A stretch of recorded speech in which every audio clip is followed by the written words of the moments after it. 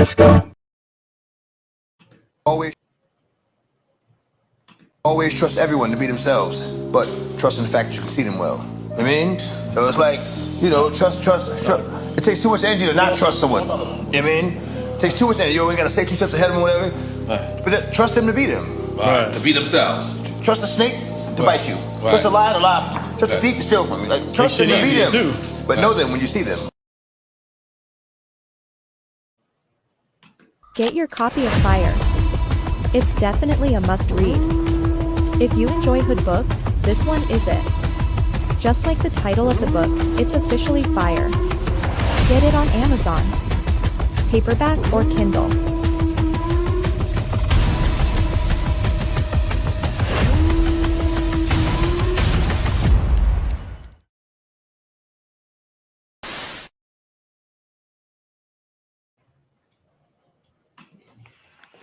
Peace. This is the enemy's public. I am Bro.Nasir. This afternoon, I want to talk about America's violent history because the United States and the world in totality are a bunch of hypocrites. They speak about how violent our neighborhoods are and how violent the world is in general. Yet, when they get into conflict, it's always justified. It's like that's the way they solve their problems.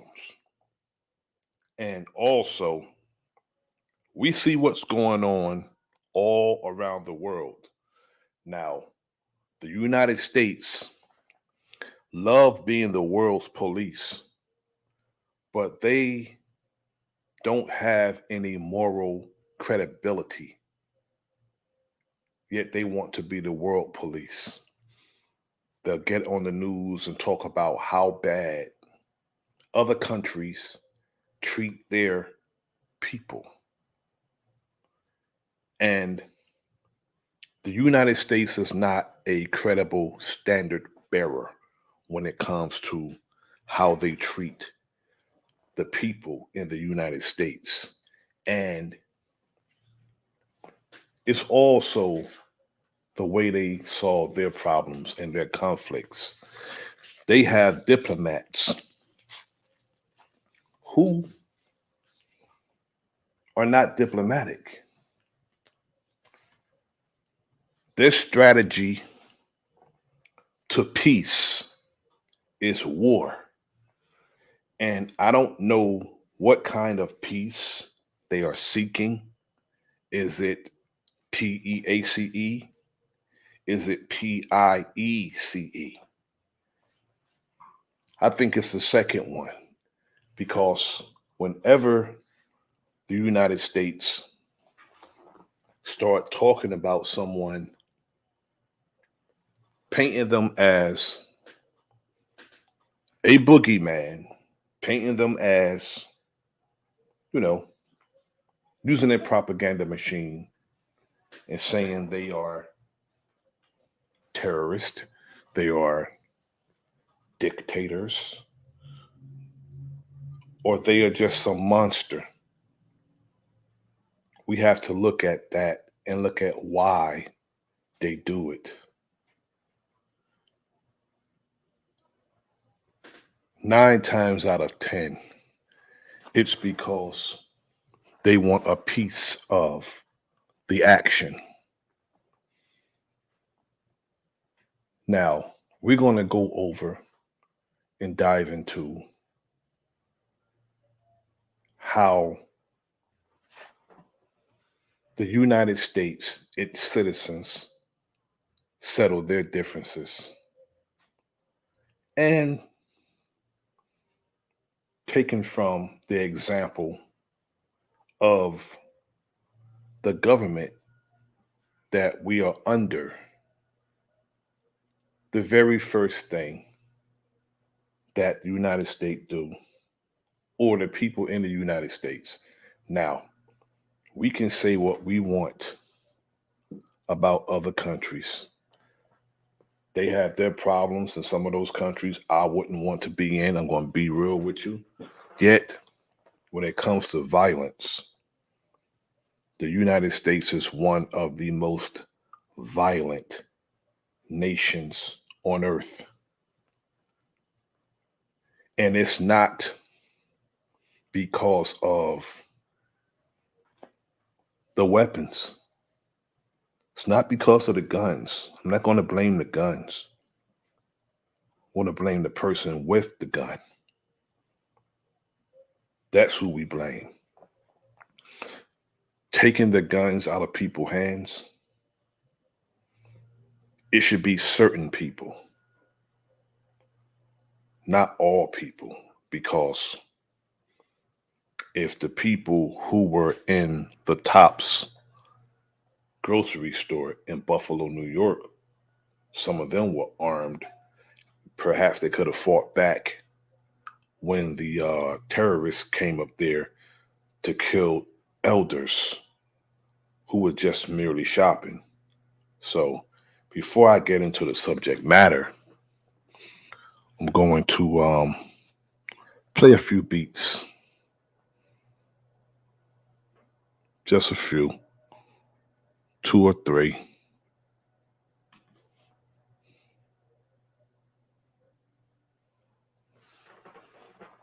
And then we'll get into it. Video presentation.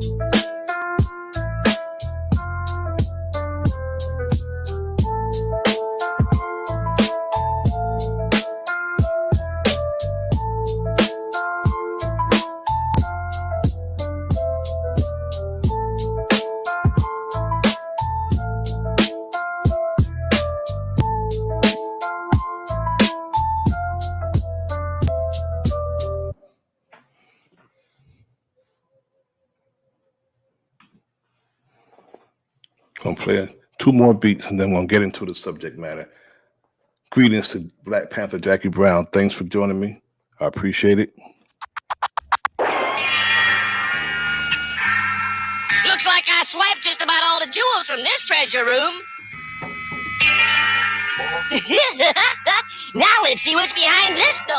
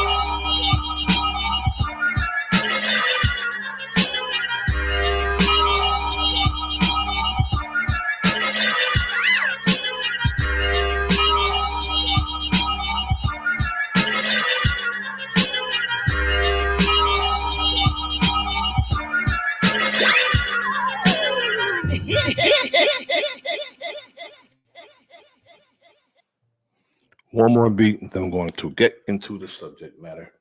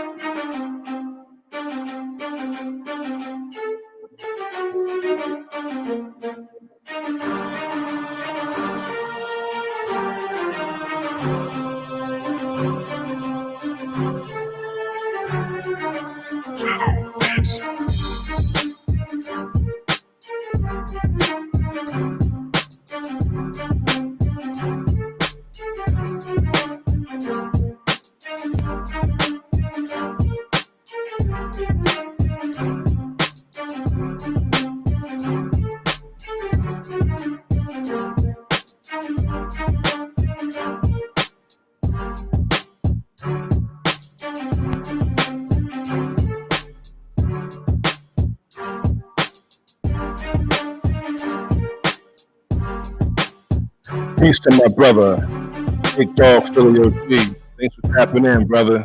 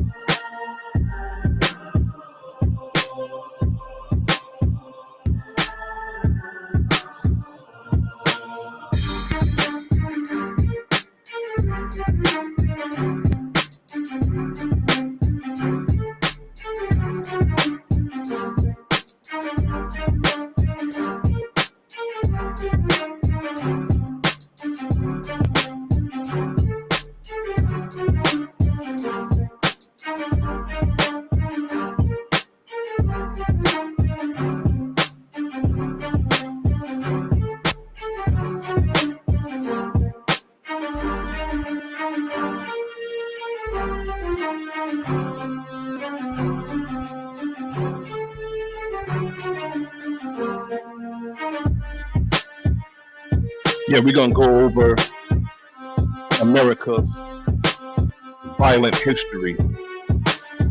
They call themselves the standard bearers in the world police. We're going to go and look inside and see.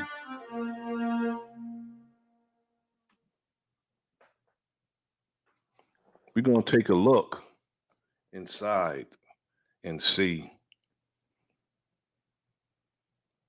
is America qualified to be the standard bearers? As an example, because that's the way the United States solve their problems, with violence. And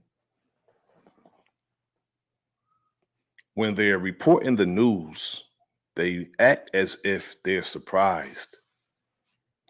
when we have all these merchants of death in the United States. They say a gun is made every 3 seconds. Not going to blame the manufacturers, but I'm going to blame the government because that's the way the government solved their problems. They use their propaganda machines to actually go and make somebody, paint somebody as an ugly person to justify doing something to them. They make a mockery of peace. They really do. They say that's what they want. They say they want peace, and that's what they really want. It's not really. They want a piece of the pie of everybody's, whatever country they target. Just look. All you have to do is look to. All you have to do is look to what that nation has, and then see what they call that nation. As soon as I put my banner up, my fair use banner up, we're going to get into it. This video is coming courtesy of Babbel. We're going to speak about United States in particular, violent history.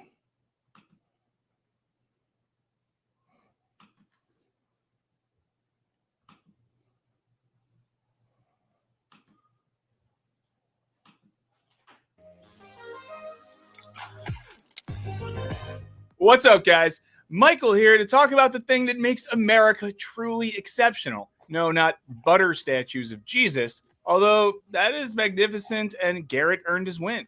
Today, we're talking gun violence in America. I know, it's heavy. Americans are 25.2 times more likely to be murdered by guns than people in the top 22 wealthiest nations on Earth. And in 2020, death by firearm surged 30% among American kids and adolescents, dethroning motor vehicle crashes as their most common cause of death. And if you're less of a human life and more of a numbers person, gun violence costs America an average of $280 billion a year in medical bills and lost productivity.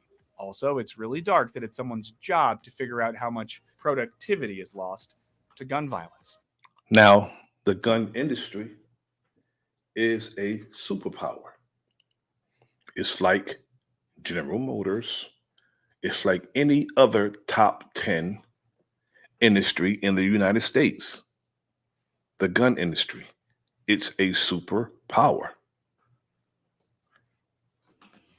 And yet, an alien coolly observing American pop culture or American politics could reasonably conclude that guns rule.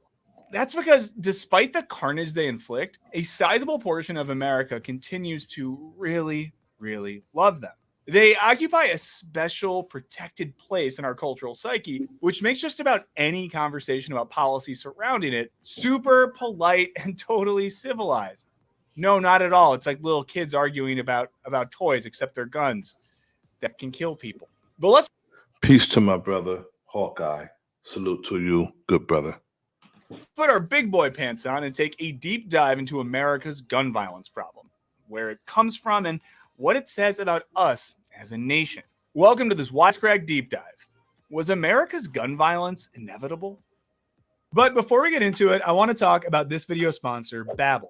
It's summer, and to me, summer means vacation. And part of the fun of visiting new places is learning a new language. Historians accounts, the American Revolution broke out over anger at Britain for stopping shipments of firearms to America and for confiscating colonists' limited weapons stockpiles. I still think the story about tea is cute, though. The Founding Fathers saw guns as a useful tool for hunting and for collective protection.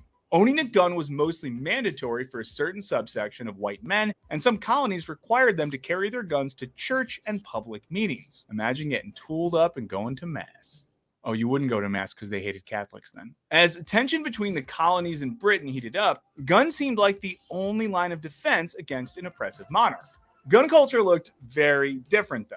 Guns were privately owned, but they were seen as collective assets, a shared stockpile to be used by citizen militias. And Now, Second Amendment is my sentiment one of the best amendments because it protects us, it protects our families, and it protects us against a tyrannical government.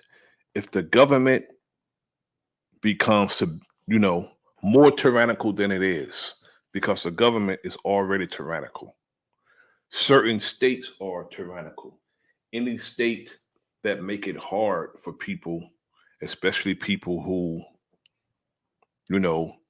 has a clean record, like the state I'm in, the state of New York, the state of New Jersey, they make it harder for people to purchase weapons. They don't care if your record is clean. They'll still make it hard for you to purchase a weapon. Now, you just look at the state of Pennsylvania. The state of Pennsylvania is a commonwealth and it's also a open carry state, all except Philadelphia. You can open carry everywhere in the state of Pennsylvania except Philadelphia.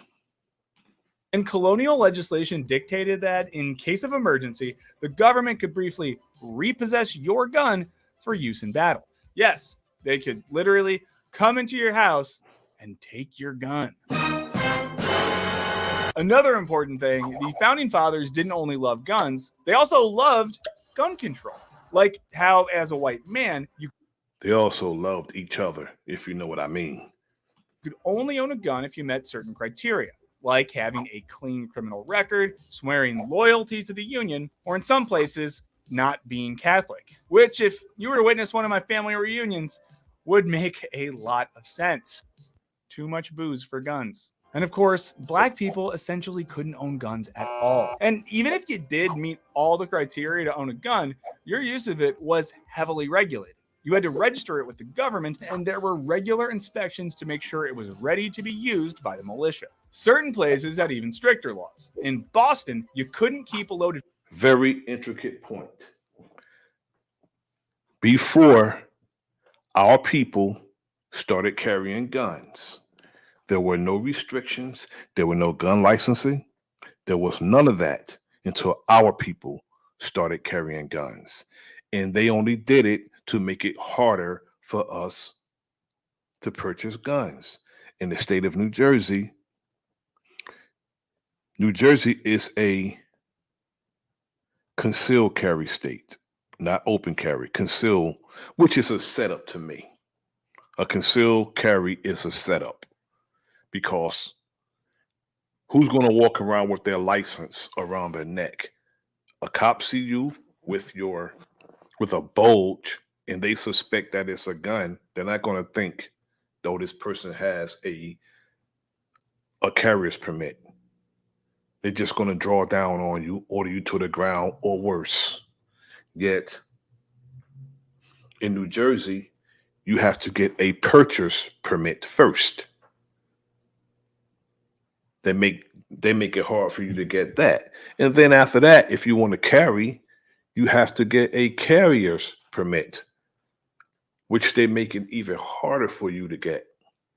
The judges can have your permit on their desk and you go and ask for it, they'll pretend that they don't have it, especially if you look like us. Also in the state of New Jersey, they want you to have some type of job on that permit, armored car, armed security, what have you. But as far as you wanting a gun to protect yourself and your family, the only people they see fit to have a gun for that reason are Caucasians. Loaded firearm inside a building, not even your own home. Basically, the founding fathers seem to have believed in gun control measures that were conducive to public safety. And wigs. They also really believed in wigs. I guess they were self-hating bald men, and thus I don't respect them. All of this amounted to an early America that wasn't an especially violent place to be, except for the whole war with Britain and genocide against Native American stuff. Not a lot of guns were made here, and those that were handcrafted by gunsmiths. Now I'm going to move on from this video because it's lengthy. I'm going to go to America's gun problem as explained in 90 seconds.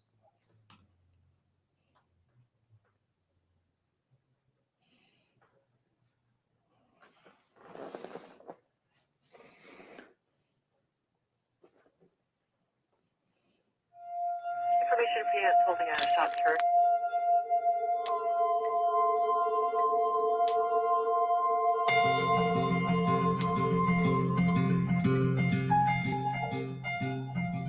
I'm going to run this back and I'm going to pause every frame so we can get it, what they're saying. Information PN's holding out a shot turret. It says some people think the aftermath of a mass shooting is the wrong time to talk about gun control. Me, I believe in gun control. I do. Aim and hit your target and not somebody innocent. That's gun control.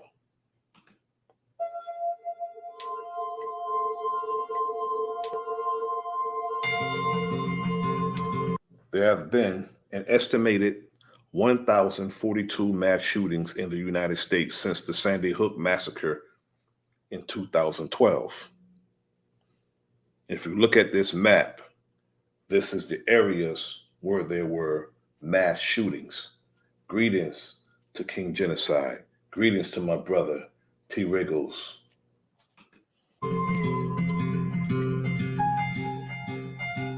Each time we see one of these mass shootings, our thoughts and prayers are not enough. It's not enough. The U.S. has nearly 4 times more gun violence than any other developed country in the world. Greetings to Sharon Walker. I repeat, the U.S. has nearly 4 times more gun violence than any other developed country in the world, yet they want to be the standard bearer and the world police.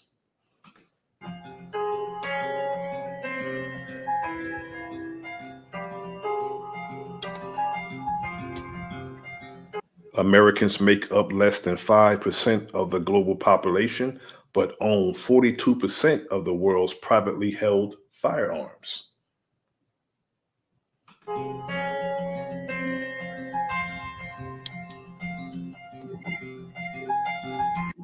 States with more guns have more deaths. 0% of households with guns versus gun deaths per 100,000 people. So they say. See, they're trying to make guns the problem, and they don't want to turn and look in the mirror, because if you look at how the United States solve their problems all over the world, and if you look at the merchants of death that we have here in the United States, that's the problem.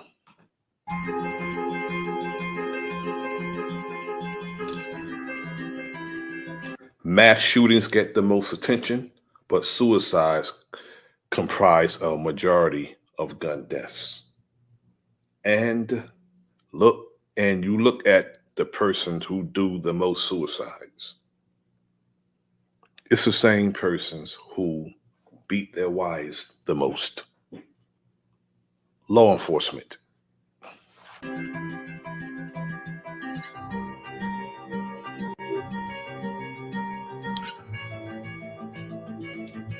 Most people support gun control proposals, but why haven't they worked? It's because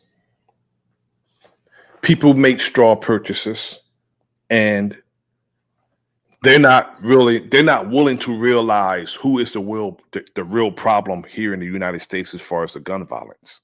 They want to point it to a gang, street gang, what have you. That's a problem, a big problem. But the biggest problem is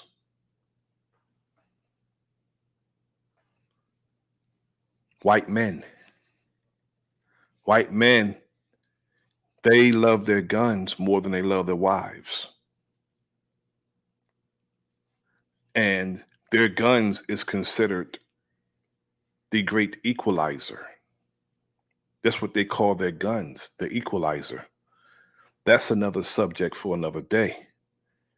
Some of us know what I mean when I say that they consider their guns the great equalizer to black men.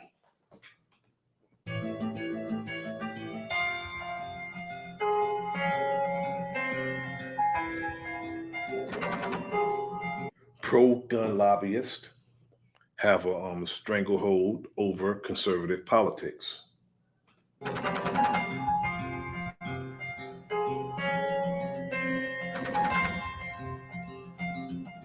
More than half of Americans believe in the rights to own guns.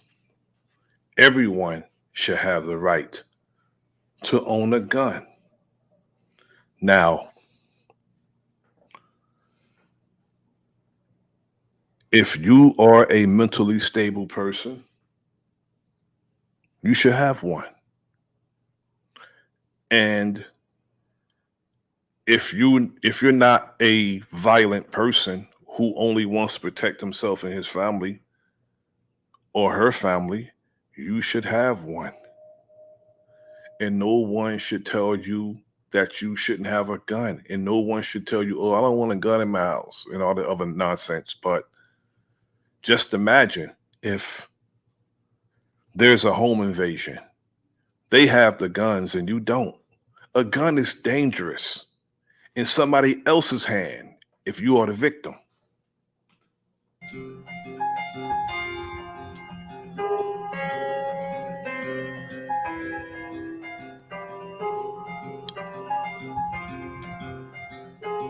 Now, the background checks and licenses requirements, it could save lives, but their impact varies. And it also, again, I'm going to say these licenses, these requirements, these background checks, people fall through those cracks. And sometimes people don't even check those backgrounds. They want to make the sale. You go to a gun show, they're more interested in making the sale than checking and see if you should own a gun. And also these licenses, they brought these licenses into effect when we started wanting to have guns for ourselves. There was no licenses before that.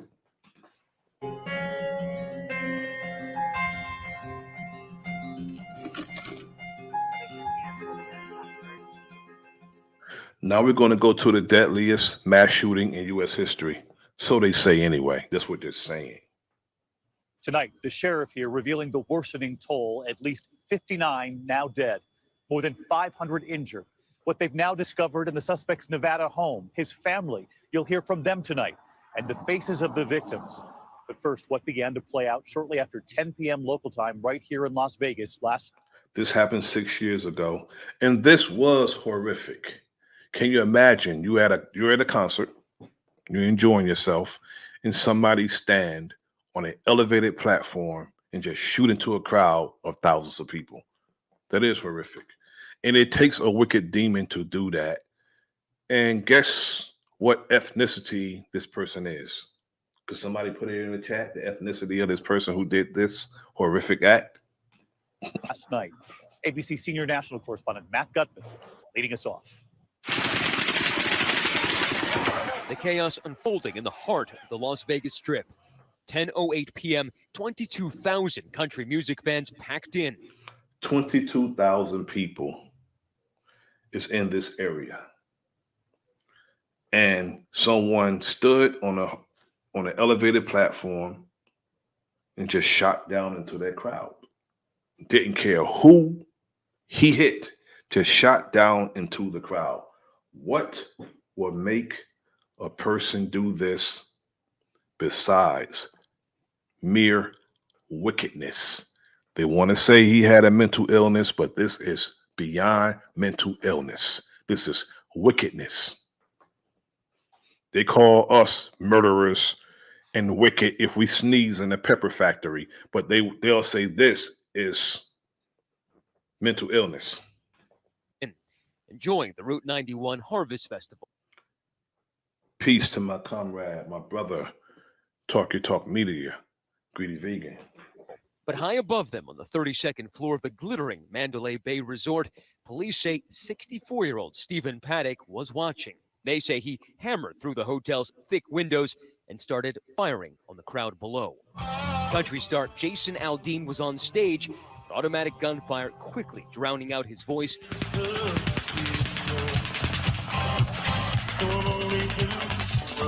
Music stops. He runs off stage. The audience huddling on the ground. The Mandalay looming over them for so.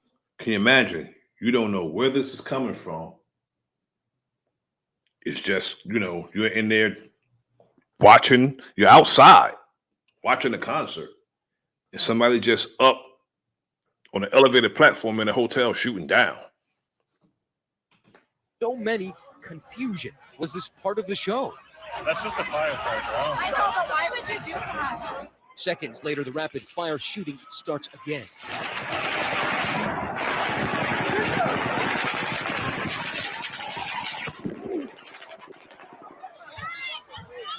Terrified people pile on top of each other, sheltering behind anything they could.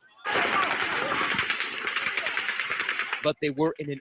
I used to say that we should stop being in places, where there's a lot of people and putting ourselves in this predicament, because I watched a movie years ago, 24 Hours at Munich, and it was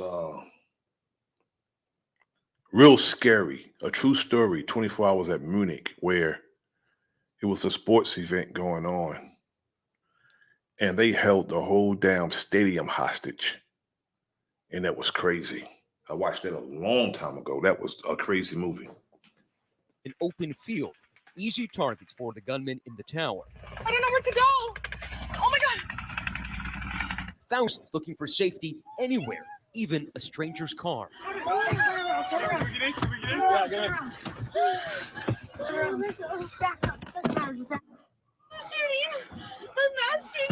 Relax. It was early this morning we found Mike Kronk, head in hands, still stained with his friend's blood. Got hit 3 times. And Mike had used his shirt to keep his friend from bleeding out. you guys are trying to do triage while the shooting is still going on. Yeah, everybody was jumping over the fences and stuff, but I mean, there's no way I'm going to leave my buddy. We had to keep compression on this thing. As an army of police descended high above the panicked crowds, SWAT teams are closing in on the shooter. They approach his hotel door, armed with an explosive. Breach. Police say they found Paddock dead inside. He had killed himself. Right now, we need your truck. We just need to get people over to the hospital, okay? Okay. Down on the ground, the sidewalk, now a triage center. We just saw a bunch of people that needed help, so we just started piling them in the truck. The entire Vegas Strip frozen, total lockdown. The American playground, now a killing field. 59 killed, 527 wounded from gun violence. And Matt Gutman is with us live tonight. He's here in Las Vegas with us. And Matt, police are still searching several of these crime scenes, which makes this very complex. That's right. It's so complex because there are multiple crime scenes spanning several blocks and, of course, those hundreds of casualties. But perhaps what is most striking about this attack is what made it so... Salute to my good brother, Smoke Signal. Thanks for tapping in, brother. Difficult to detect at first. It's that distance from that shooter's perch up there in the 32nd story of that hotel to the concert venue down below, about 40 yards from where I'm standing. Those bullets had to travel over 300 yards to hit those victims, David. Yeah, inflicting so much damage from so far. Hi, everyone. George Stephanopoulos here. Thanks for checking out the ABC News YouTube channel. If you'd like to get more videos, show highlights, and watch live event coverage, click. Let's look into how this gunman, planned that massacre in a 7-day period.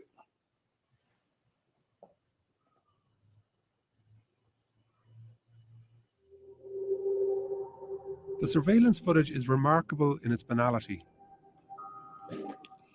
It shows Stephen Paddock, the Las Vegas gunman, in the days before his mass shooting.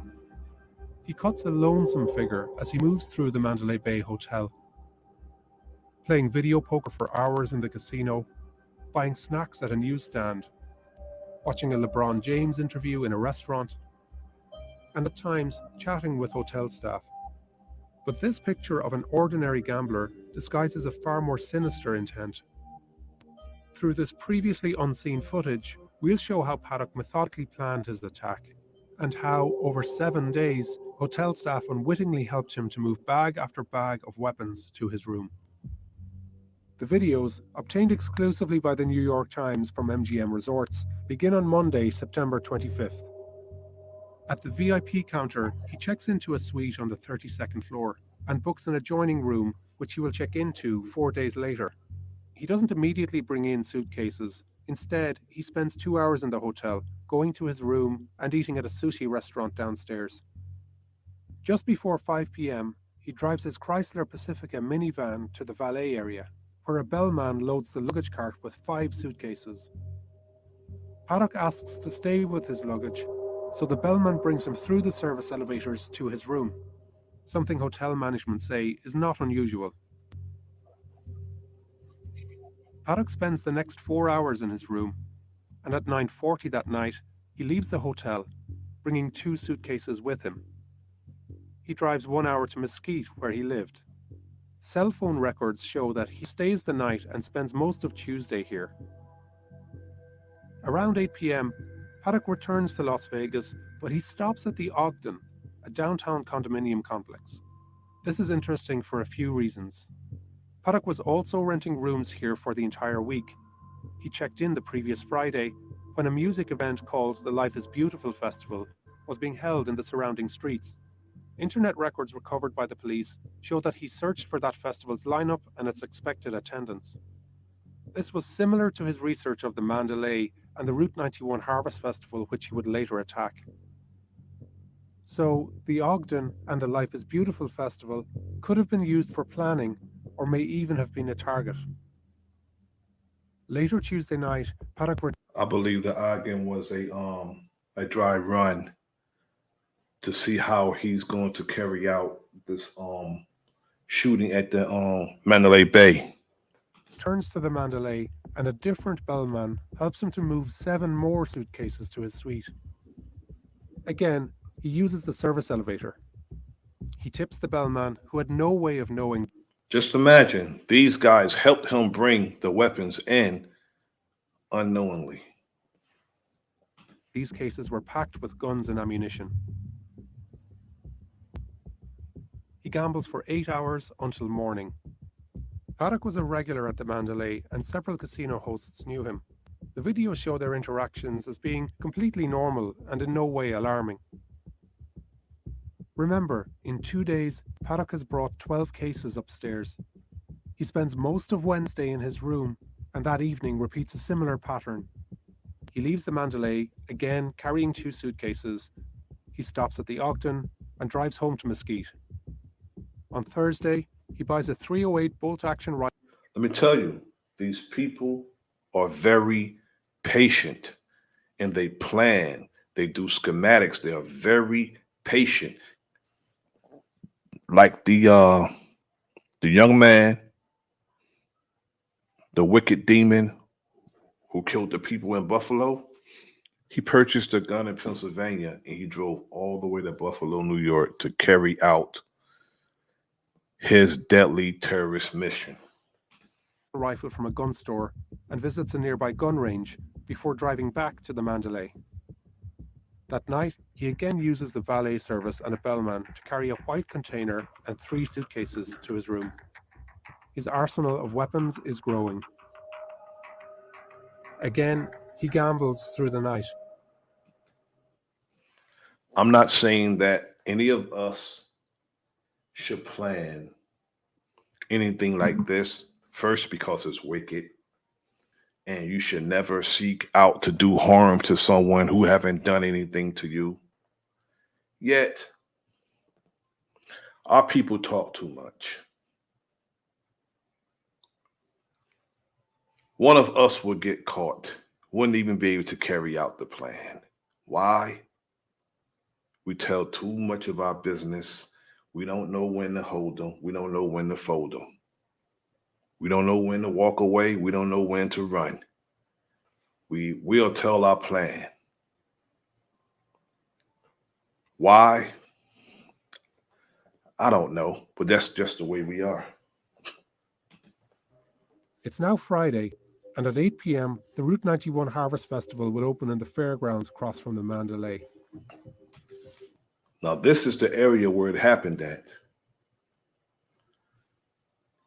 The Mandalay Bay, he shot up from, I forgot which floor he shot up from. Yet, this is the area where the shooting happened. Paddock stays in his room until around 3 p.m. and uses his laptop while the suite is cleaned.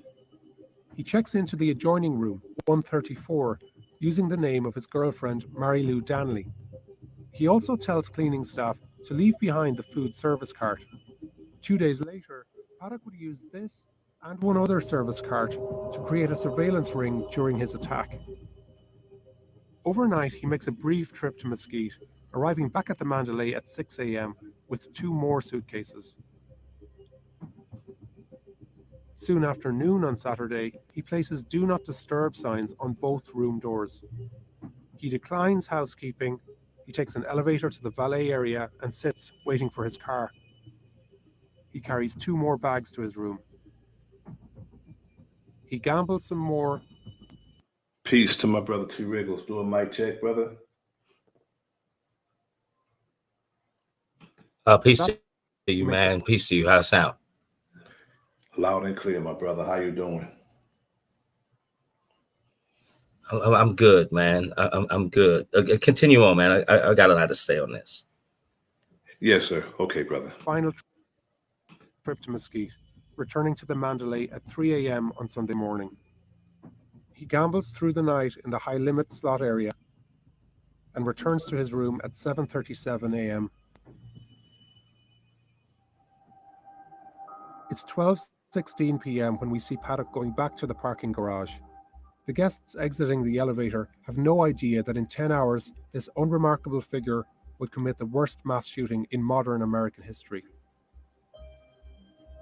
He returns from his car, bringing 2 suitcases and a smaller bag inside. Since Monday, he has brought at least 21 cases, 2 smaller bags, a laptop bag, and a container to his room. This is the last time we see Paddock, arriving at the 32nd floor. Through the day, he opens, closes, and locks both rooms repeatedly. At 36 minutes after 9, he locks the deadbolt to room 135 for the last time. 4 minutes later, Jason Aldean, who is headlining the Route 91 festival, begins his act. Paddock then turns the deadbolt to room 134. At 10:05, his shooting rampage begins. In under 10 minutes, he would kill 58 people and injure over 700 before taking his own life. He had amassed 23 guns and thousands of rounds of ammunition. Almost 6 months since the attack, Paddock's motive remains unknown.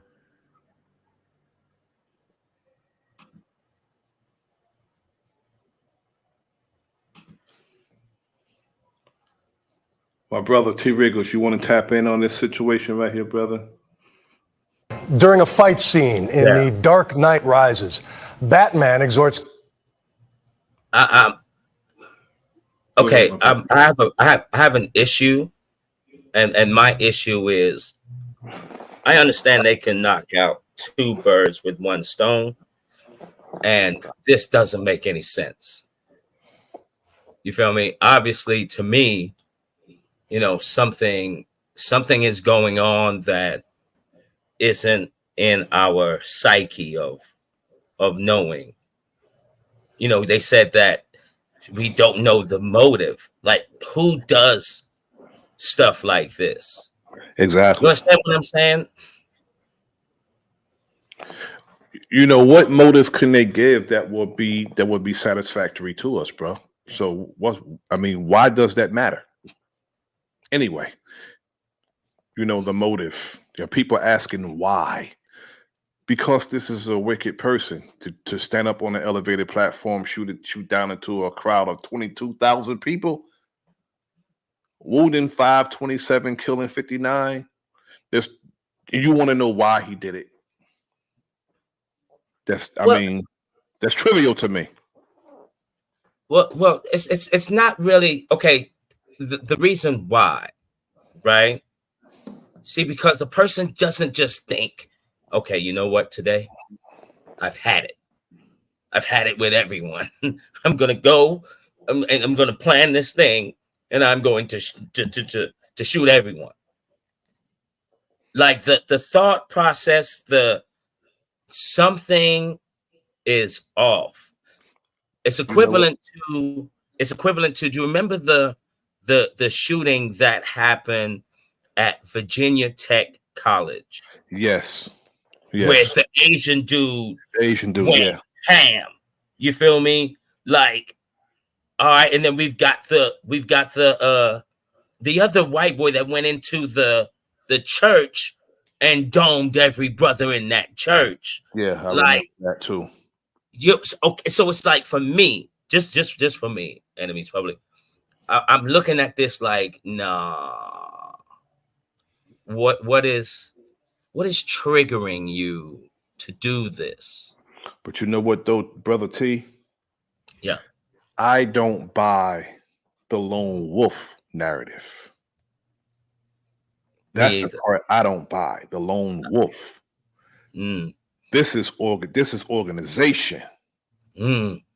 I don't buy that because they always say, "Oh, this person's a lone wolf," because they don't want to tie them to an organization. I don't buy that. Yeah.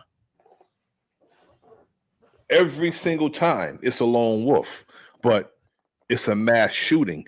Even with the Asian kid, he was sent on a mission because they send these children on a mission, and then some of these older cats are willing to carry out the mission too. Yet, you know, they're so quick to say he was a lone wolf, or they'll spin the narrative of this person being a loner, or this, you know what I'm saying? Yeah. You know what I'm saying? He's a loner, he's by himself, he antisociable, and this, they always spin the story that way. So this person can't be tied,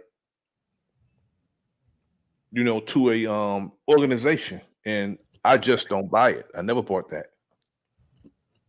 Yeah, that's whenever I do hear lone wolf, for me, I point the finger at all of these secret orders, bro. You know what I mean? From top to bottom. You know, I will never take these people off the table at all. Never. I can get with that. Indeed. You feel me? And you know, and this is why I say this, right? I'm trying to make a comparison. I remember back in the day, I was watching the Floyd Mayweather fight versus Oscar De La Hoya. Okay. And during that fight, it was clear that, you know, Mayweather, he's serving him. And then someone in the crowd yelled something. And it was so obvious. His voice was very loud. All the mics picked it up. He said something. And then all of a sudden, Oscar De La Hoya changed. He started to now go on the offensive. It was a different De La Hoya. So I'm going to compare that to a lot of. Oh, I know where you're going with that, bro. I know where you're going with that, because if you watched A Long Kiss Goodnight, they had those trigger words under MK Ultra. I know where you're going with that, brother. Go ahead, brother. Go ahead. You know what I'm saying? And so once that trigger word is said, you know what I mean? Now the program, whoever installed that program or app in that person, takes over. You know, and I was so interested in seeing people hypnotized. Everyone can't be hypnotized. You're definitely not the candidate to be hypnotized, enemies public. You know what I'm saying? Because your mind, you know what I'm saying? Our minds are too strong for that. But there are, you know what I'm saying? There are some that you're susceptible to this shit all day long, and so this is when I'm seeing.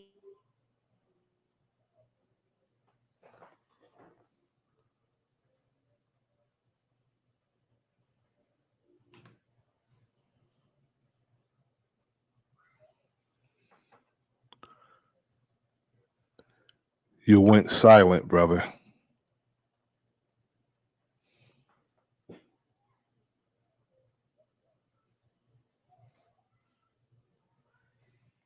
You was going in too. I wanted to hear what you had to say too, brother.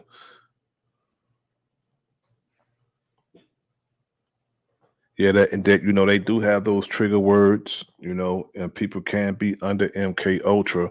And again, I don't buy the lone wolf thing because they don't want us to tie, or they don't want the people to tie into organizations, because that will get a lot. Because once you start doing that, you'll find that you start digging around and you start following who this person's attached to, you'll never know who is involved in what organization, or perhaps a governmental organization that's involved in this.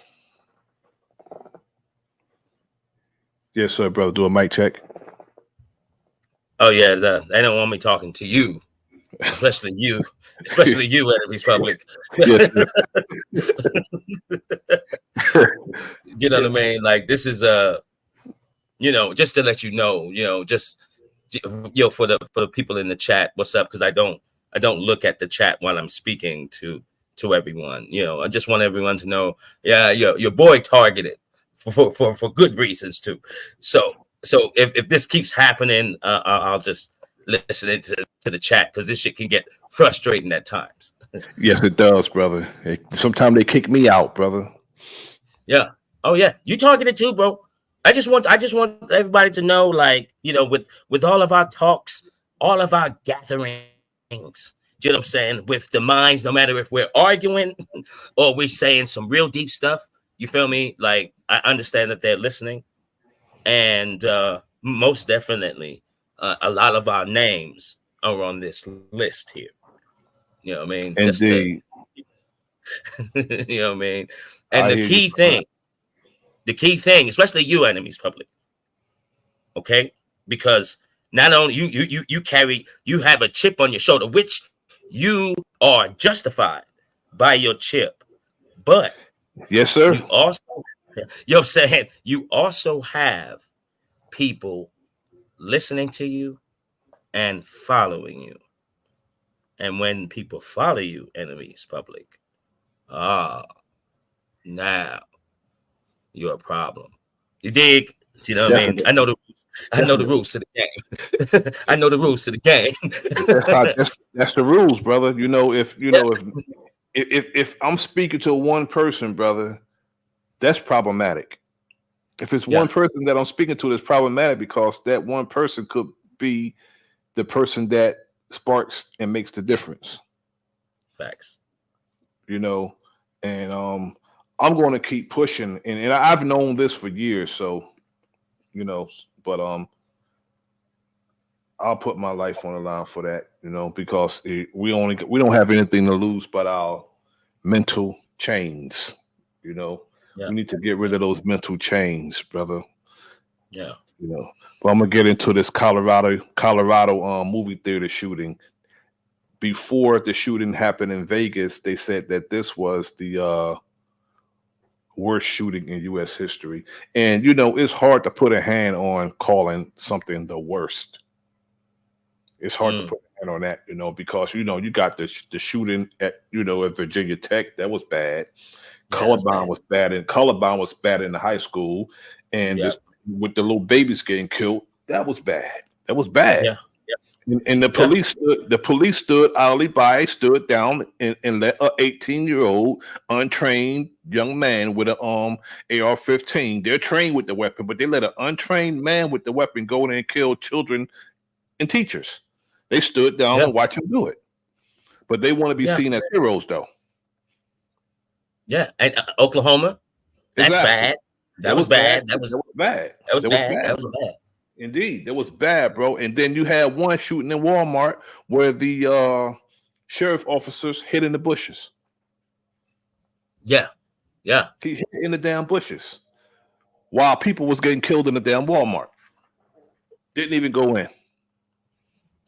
Crazy. Now I would before you start this, right? I've never put it this way: the North Hollywood event where them brothers, them Russian people had all of that body armor and all the bullets. For the first time in my life, I actually saw police officers. Every single person was afraid, and I was just like, "Whoa, how things turn around." You know what I'm saying? Like it was mind blowing seeing that event.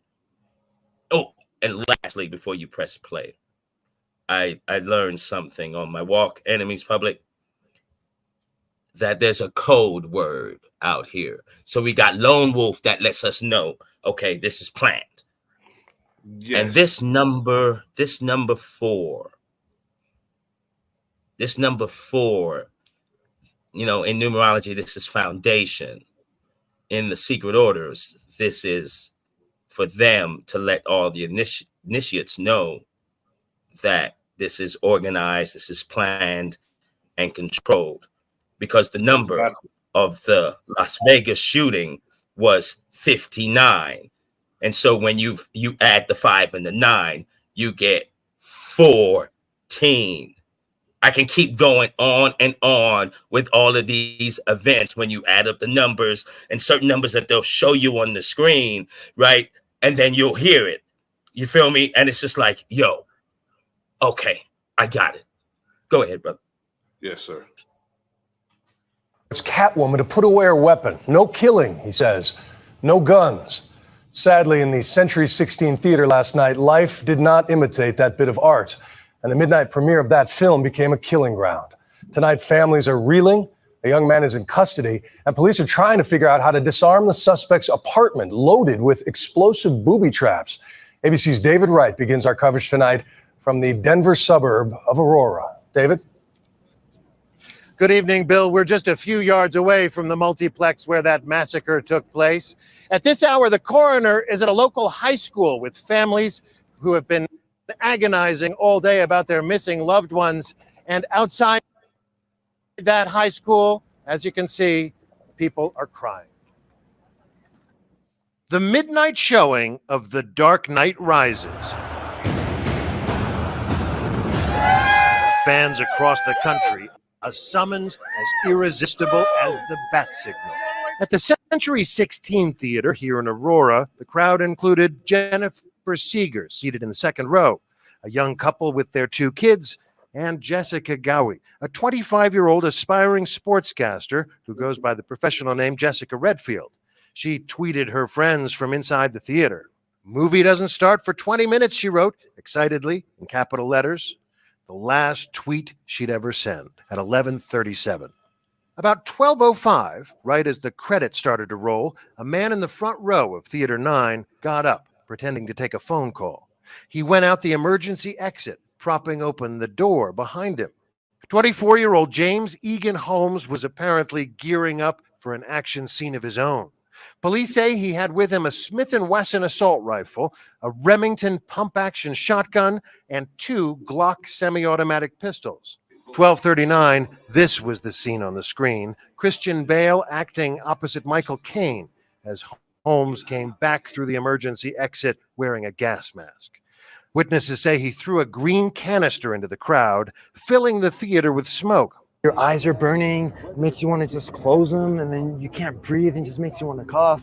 As though reenacting a scene from a Dark Knight comic, witnesses say Holmes fired into the air and then... People act like this can't happen in their area. And that's problematic because I guarantee these people in Colorado didn't think that this would ever happen where they're at. And it's always the remote areas where this stuff happened at. You don't see things happening with a whole lot of people around because that's not considered vulnerable and that's not considered a soft target. They want to catch people off guard and vulnerable and unarmed because most of these guys are cowards. They want to catch you unarmed, unable to defend yourself to do you harm because they're most are cowards. Started shooting into the crowd. The first clear sign of it was when the guy that was sitting right next to me actually got shot in the chest. And all the bullet casings kept falling on my forehead. They were like singeing my forehead. At that moment, I just remember thinking, I'm not going to die in here. Me and my kids, we are not going to die in here. I need to get them out. At that point, he takes his gun and he walks a little further, takes a couple steps, and he points it at me. At that point, he has a rifle in my face. There was a moment where my daughter tripped and I just pulled her up and I was just dragging her and I was just thinking, we just got to get out. I just got to get out the doors, and even if I just fall dead, just get my kids out of here. It was just so horrible. I got 7 down in the feet or not. 7 down.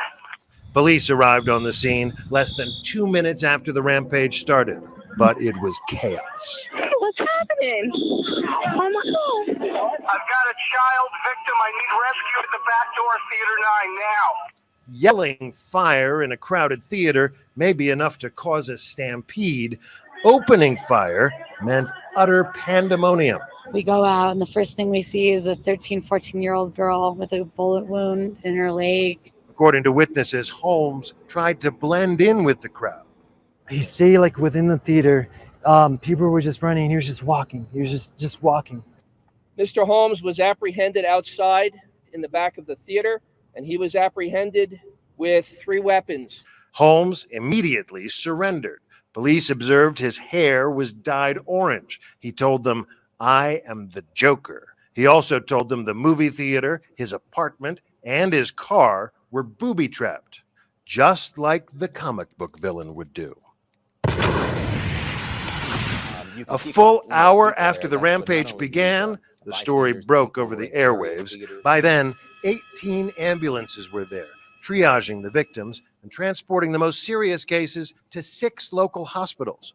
12 people killed and 58 injured, 70 victims in all. So many, the police turned the back seats of their cruisers into makeshift ambulances. Back is full of blood. I don't know if that matters or not. Full of what? Blood. By 2 a.m., Holmes' apartment block was evacuated as the bomb squad started assessing the booby traps. They were extensive. I see an awful lot of wires, trip wires, jars full of ammunition, jars full of liquid, some things that look like mortar rounds. We have a lot of challenges to get.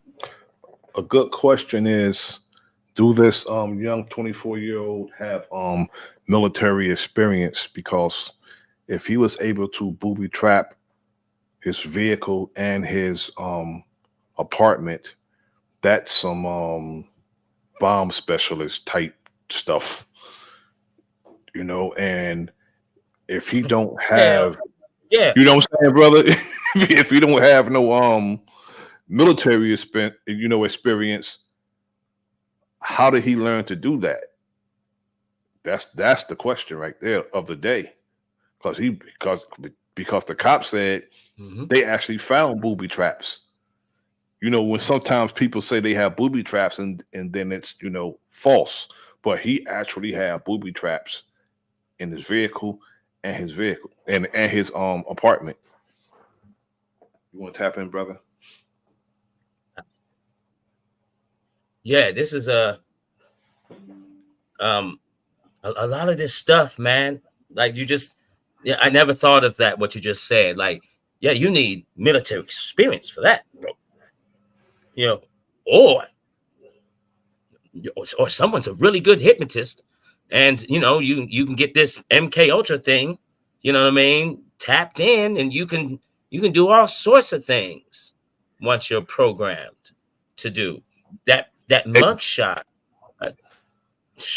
Yeah, go ahead. Exactly. But the even if you're under MK Ultra, if you never had the skill, they could control you. But if you never had the skill, you're not going to be able to do that, because the assassin have to first become an assassin and then be controlled, because that's how they recruit. They recruit from the rank and file. That's how they recruit.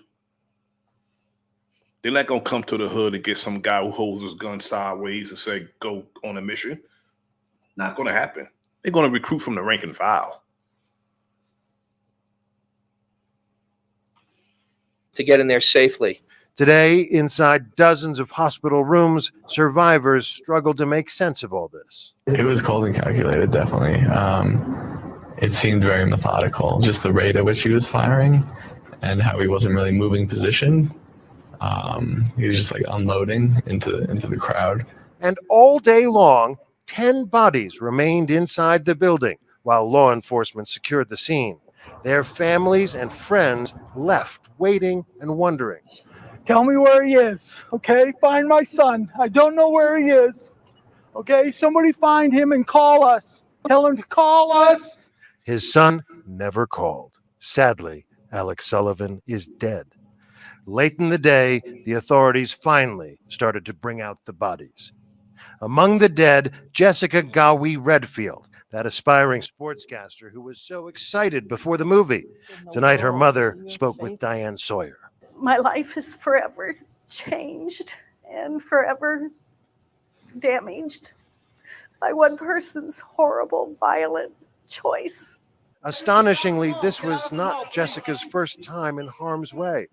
Last month, she happened to be in a Toronto food court when a gunman went on a deadly rampage there. Her friend Peter. Yeah, this type of thing does ruin lives and families, because I doubt if this mother or parents, anybody who loved these people who were murdered inside this theater, I doubt if they'll ever get over it. And if you are a parent, I guarantee it took years off her life. Guarantee you. Peter Burns said that experience led her to make the most of every day. In her blog, she wrote, "I was reminded we don't know when or where our time on earth will end, when or where we will breathe our last breath." This morning, when Peter opened up his Facebook, this is why I say we should try to stay out of crowds and not try to have so much amusement, because at our peak of enjoyment, we can be put in imminent, grave danger at our peak of enjoyment. So too much amusement and recreation is not good. Some of us want to be in the nightlife, and some of us old as hell want to be in nightlife and want the club and do this and do that, and can't even get out the place fast enough. And we put ourselves in imminent danger. We should be able to enjoy a show, a movie, or whatever's going on, festivities that's going on in these places. But this is not the type of society we live in. This is a violent society. book page, there was a message from Jessica. It said, hey. A message she wrote just before the movie. It goes, hey, are you guys back in town? You know, just it was her checking in. And when by the time you got that message, she was already dead. Yeah. I'm David Wright for Nightline in Aurora, Colorado. Now, it's not only, Caucasian people who participate in this destructive, wicked, way of being. Now I'm going to go to a graduation where they found two young brothers with AR-15s. I don't know if they had the guns inside the facility. I don't know if they were profiled and the guns they just happened to have the guns on them when the cops so-called seen them acting suspicious. Suspicious is not a misdemeanor or felony, but they found AR-15s, they said, after a graduation.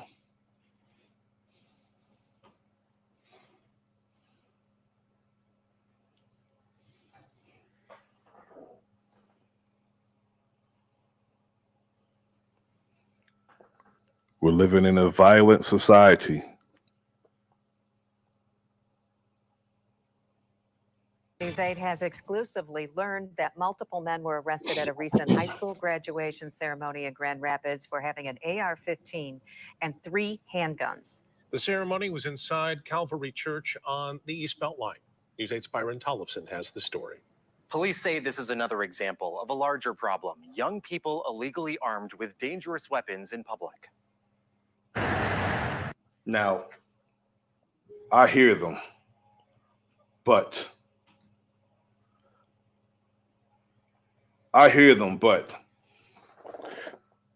peace to my brother, Big Dog Philly OJ. Salute to you, brother. You wouldn't got the chop, huh, brother? Do a mic check, good brother. Mic check, mic check. Loud and clear, brother. Loud Gotcha. and clear. Much love to you and the family, T. Wriggles, everybody in the chat. Be right back. Go ahead, do your thing, brother. Yes, sir. Thank you. Much love, champ. Much love, champ. But what's crazy about that, they say it's an ongoing problem. See, I have a problem with law enforcement saying how much it's a problem when they see our young men carrying weapons. Yet when they see young white boys in Michigan especially, they walk around with a sidearm and they walk around with a AR-15 strapped to their back. There's a experiment that went on. I should have put it in this playlist, where there's some white friends and some black friends. They got together. They said, we're going to do an experiment.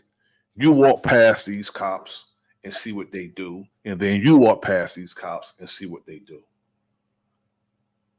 Now, the white boys walked past the cops, and the cops admired the gun, had a conversation with the young white boy.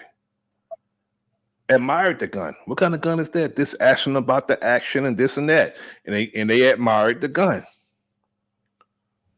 When the young brother walked past, cops jumped out, ordered him to the ground, and the whole nine, bro. Searched them, made sure the guns was, he was licensed and all. I mean, it was a totally different scenario when the young brothers walked past the police. So that's why I question when, they say, oh, they see it as a problem with young people having guns. When they start talking about thug, predator, and something's problematic, those are code words to suggest that we're the problem. Those are code words. When they say predator, they say thug. That's the same as saying nigga. These are niggas. Yeah. It's out of control. And in the beginning, Calvary Church on. Go ahead, brother. In the beginning, when they said something, right? What did the lady say? They said the brothers had a gun and then 3 AR-15s. Yes. Did I hear that correct? Yes, you heard that correct. Which look out the gate. The gate. They had an AR-15 and they had handguns. So that's a total of 4. Yes. And so out the gate, they're letting the initiates know, hey, this is organized, this is controlled. Yeah, they'll tie them to a gang. They will, but they won't tie these. They won't tie these white boys to an organization. They'll tie them Oh to a no, gang. They'll tie them to a gang, though. yeah, for sure, for damn sure. And I think that this is the, this is the problem where we're going to have to, pardon my French, but we're gonna have to cut this head off. I mean, I have a problem with anything that serve to our detriment, even the damn gangs. I'm not gonna sit up here and justify no damn gang. Facts. We should organize. There's nothing wrong with us organizing, even having guns. That's nothing, because I love to see gun clubs owned by our people. I love to see that because we're supposed to arm and protect our people also. I'm with the militia. I'm with that. But it has to be organized. It can't be some random, unorganized serving to our detriment and, out here committing crimes. Right. I don't approve of that. So, when you say cut the head off, brother, I agree with that. Yeah, we need protocol. It's protocol. You know what I'm saying? Like, yes, sir. Indeed. I agree. Protocol, rank, and file. And I agree too also. I agree all with of that. Yes, sir. You know what I'm saying? So, that will be, every time I think about, these solutions, it was just like, so if you gangbang or if you're in that life, hey man, you need to join this type of thing here, and then you'll be able to work your way up. Do you know what I mean? And you get to do what you do. I've got so many ideas for brothers that are into that life where we can channel and funnel that energy into something good. So, okay, continue, Enemies Public. Continue. My bad. And another question, another question I have is, why do they continuously fight on the decades-old lies that, plague these so-called organizations? Because all these so-called gangs in our community were once organizations who were the vanguards of our community. They were the vanguard. They were protecting our communities. These so-called gangs were protecting our community at one time. Yet when CIA operatives were finished with their assignments, they were sent into our communities to make our organizations what they are today. Facts. That's why they do what they do, but they don't go back to the origin and say, look, we're not going to fight on those lies and those, what they made our organizations to be. We're going to go back to its origin and start being the vanguards of our community, because that's what they were. Because if you look at the Crips came out of the Panther Party, and the Bloods came out of the Crips. So, that's the origin of these so-called gangs. Yeah. Serving our people. And I'm going to go back to when the Panther Party embarrassed the United States government. The United States government, they act like they didn't have enough money to give children lunch. But the Panther Party was feeding kids breakfast and lunch, and that was embarrassing. That was outright embarrassing. You telling me the federal government can't afford to feed children breakfast and lunch, but this little small organization could? Yeah. So that was embarrassing. So they set out to neutralize anything that we, try to organize, strategize, and deputize in our communities. See, when I speak, I try to not give branch knowledge. I try to give root knowledge. Because when some of us get on these platforms, we start talking about the effect and not the damn cause. Don't talk about the effect and not talk about the cause. This is happening because of this. We can't blame our people and not get to the root of why something happened. We are the way we are because something happened. And our organizations are the way they are because something happened. They sent people who look like us into our organizations and make them all what they are today. Agents, literal agents, CIA operatives. Some of them were willing to do it. On East Beltline for a high school What happened to graduation Emmett? last Thursday, police say 2 young men were armed with weapons that were illegally owned. Police say the first, 19-year-old Cheyenne Armstrong, had an AR-15 rifle and a handgun. The other, 19-year-old Anthony Laster, allegedly had 2 handguns. We had is masked individuals armed to the. If these were 2 Caucasian with these same weapons and whatever happened here at this graduation, I don't think their identity would be, it would probably be just coming out. It wouldn't be out this fast if it ever come out, because an 18 and 19-year-old who is Caucasian, well, he's just a kid. But they make our 11 and 12-year-olds, they'll say a young man. They adult. They make our children adults, but they always say they're grown ass, should know better ass children or kids when they're 20 and 30 years old. The teeth that weren't there to celebrate a graduation. There's something very wrong there and something very, very scary. That night, Calvary Church was hosting a graduation for Link Online Learning, a virtual high school for kids who have dropped out or are at risk of not completing high school. The church, with its huge capacity, hosts graduations for several local schools. The church's director of operations, Donald Turry, tells News 8 that they've rented their space to Link Learning for graduations for the last few years. Grand Rapids Police Chief Eric Winstrom says an officer stopped by and checked the venue. In the crowd during the graduation, the sergeant saw a group sitting together wearing ski masks and surgical masks. Winstrom says they weren't students. They said they were there for a sister's graduation, but police say there was no sister. Then while other people seem to be celebrating this.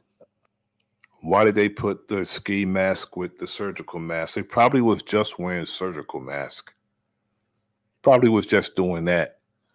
And I know people still walk around wearing masks to this day because of, the COVID-19.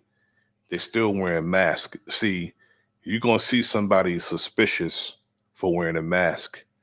With just 2 years ago, it was mandated that they wear a mask. You got to make up your damn mind. Now, this little young brother. Make it make sense. You know what I'm saying? This young brother, Elijah McClain, was killed with ketamine for walking around with a mask. And months later, it was mandated that we wear masks. And now they're seeing somebody as a suspect for wearing masks. See, the setup is crazy, bro. The setup is fucking crazy. Thanks. Yeah, it don't make no sense. And occasion. Yeah. Go ahead, good brother. No, it makes no damn sense, bro. And I'm gonna keep it real.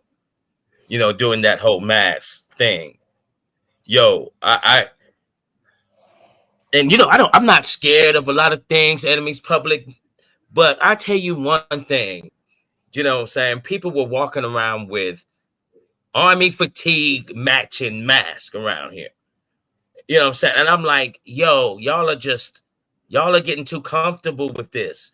Y'all feel way too comfortable, masked up, and your clothing, gear, everything matches. Like, nah, something's off with that whole thing.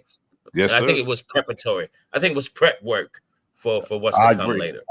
I agree. I totally agree. And we also got to realize what's happening. See, you trigger me with some of the things that you say. We also have to, be mindful of what happens abroad. Whatever you see the United States not condemning, not having a problem with, it's because they'll do it. They don't have a problem with what's going on or how another country treat their people. That means they'll do it. They don't have a problem with it because they will do it to us here in the United States. We gotta be mindful of that. Yeah. I watch stuff here and abroad to see what's going on and see because if the United States is going to be the standard bearers, the moral police, and the world police all together, you got to see what they consider oppressive. If that's not oppressive to them, that means that, okay, we'll do that to our people over here in the United States. We got to consider that. Yeah, look, check this out, enemies public. Look, These I have an issue. Made this. Go ahead, look, I got it. Look, I got an issue, enemies public, and I hope people don't take this the wrong way. But what the hell does America got to do with occupying 52 other countries, yo? Like, that's an issue for me. You're not spreading democracy, yo. No, you're not. You trying to dominate every single person here. Like, no, that's not cool at all. That's the truth, brother. Is there any embassies from another country here in the United States? Oh, of course. I'm saying, can any other military hell no set up in the United States? They can't do that. But the United States is all over the world. A lot of times when they go and they have conflict, they already have people there on the ground, boots on the ground already. Yeah. With all the intel. And I tell you like this, enemies public. Look. And let's not, please, everyone, let's not forget that royal family over there and their MI6, who does the most dirt in the whole history of our existence here. MI6 ain't no joke, and they don't play at all. A lot of these wars we've had have been kicked off by them, and they've pointed the finger at other people. Do you understand what I'm saying? Like, and then just the you know what I'm saying? And then the two forces, and if they get together and they agree, okay, this is what we need to do. We need this to happen over there. Okay, you take the CIA and all of them, all your operatives, and I'm gonna take mine, and then we're gonna do our dirt, and then we're gonna blame Iran. Like, yo, yes, sir. Y'all are some cold things out here, bro. It's cold blooded. I mean, like the sister said in the chat. William O'Neill, how he set up the brother Fred Hampton. You know, William O'Neill got in trouble. Instead of doing his time for what he did, they got him to infiltrate the Panther Party. They got him to do that. You know what I'm saying? They got him to do it. You know what I'm saying? And he actually rose up to official capacity. Head of security. Fred Hampton did. And he gave Chicago PD and the FBI a diagram, a map where Fred would be sleeping, where Fred Hampton would be sleeping. And they went in, but not only that, brother, the night that Fred Hampton was murdered, William O'Neill cooked them dinner. Cooked them all dinner. I guess that was the literal Last Supper for Fred Hampton. Yeah. And spiked Fred Hampton's drink to put him to sleep, so when they came, he couldn't fight back. Yeah. And killed the man at the door, shot Fred Hampton up, put the gun to Fred Hampton's wife's stomach. And they said something, you know, we're gonna make sure he's dead. You know, and you know that the Hampton family sued Chicago PD and won. So they admitted they assassinated that brother. They admitted they did it. They sued Chicago PD and won.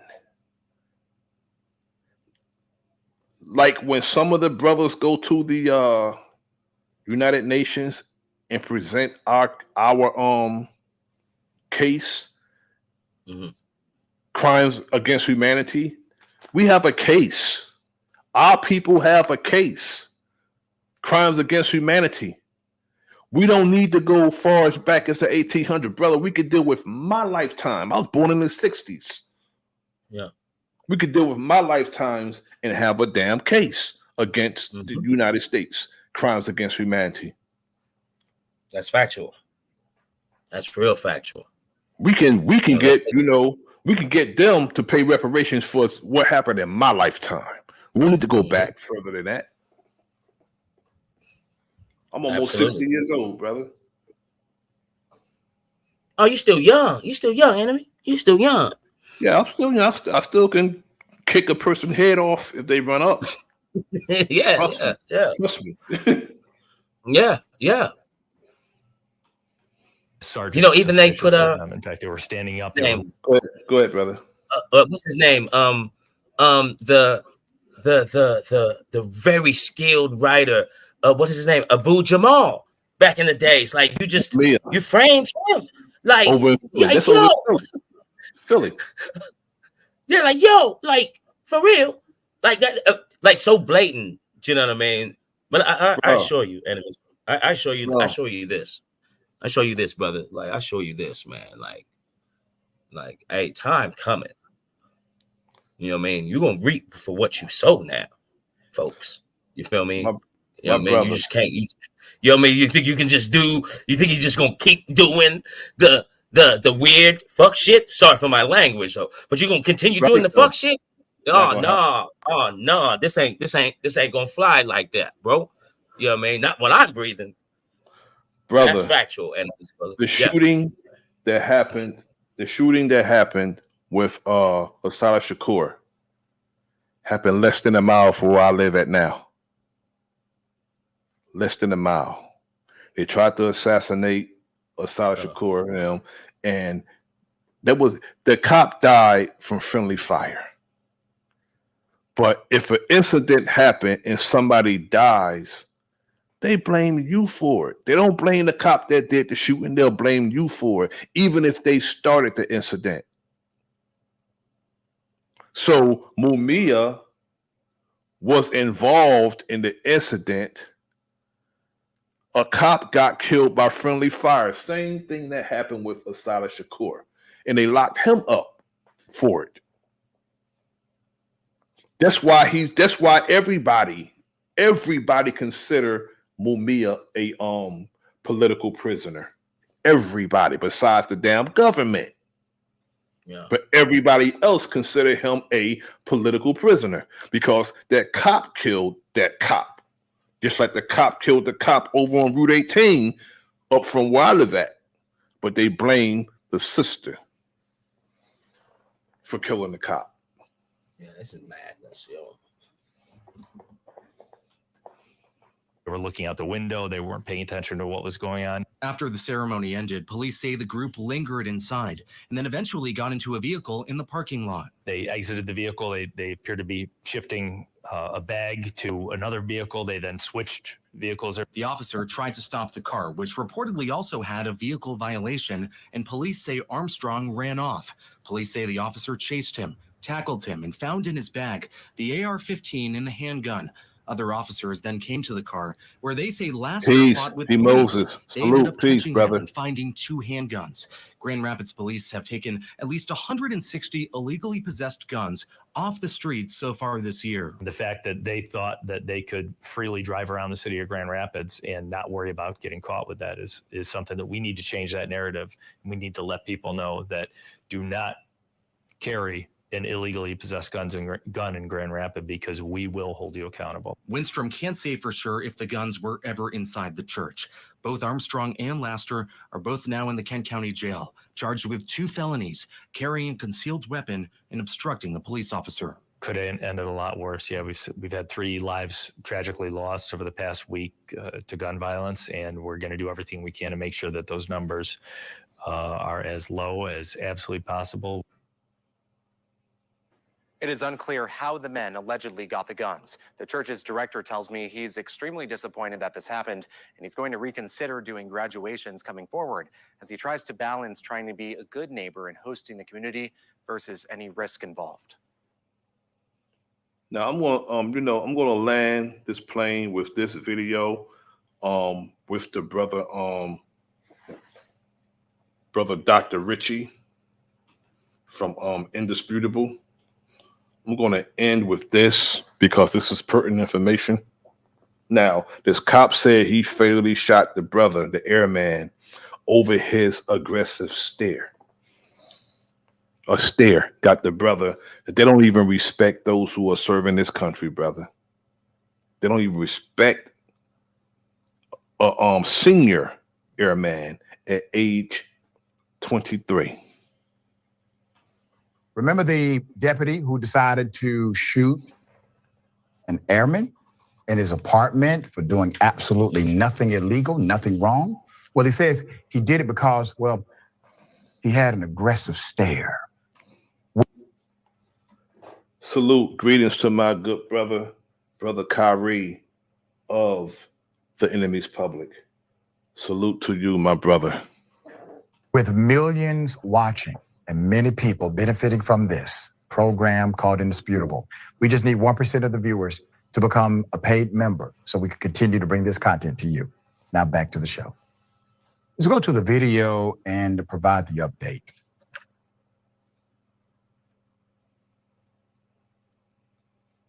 Are they fighting or something? I'm saying that it happens frequently. Okay. But this time.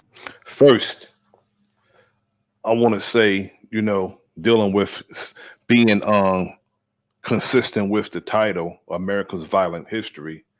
Now, if you look at those who are supposed to serve and protect, they want to be seen as heroes, but they don't do any acts of heroism overall. They don't.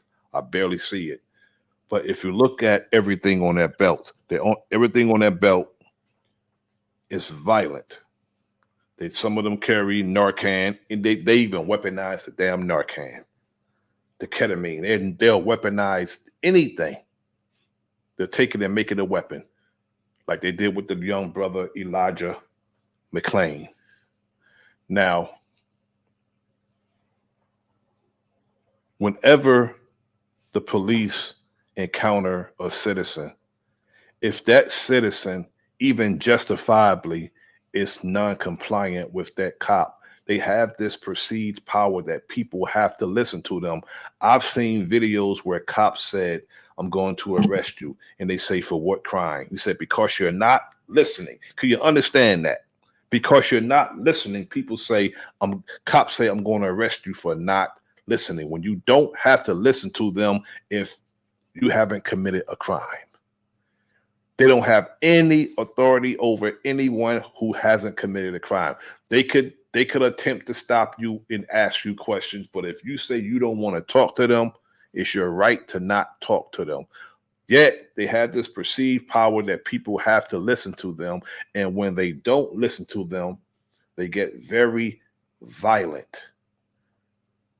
"I'm going to pull you out the car. I'm going to do this." Well, here's the deal.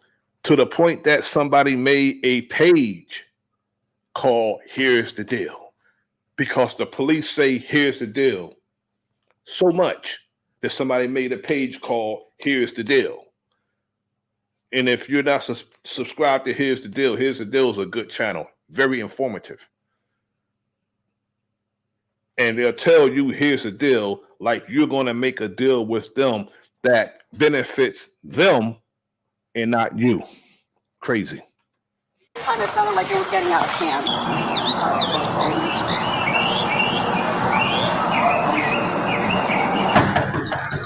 Sheriff's office, open the door.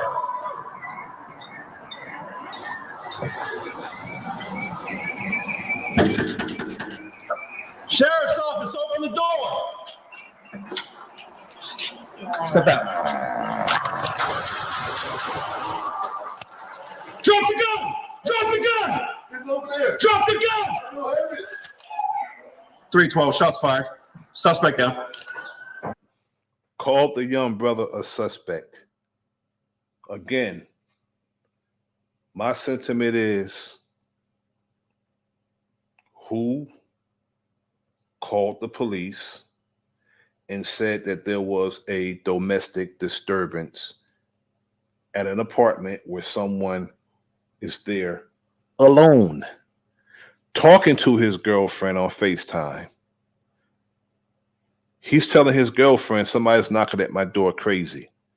So of course he had the right to grab his weapon, because even if it is the cop, because you don't know if it's a cop, especially if the cop is knocking on the door and stepping to the damn side, so he can't even see them. He don't know if it's a cop.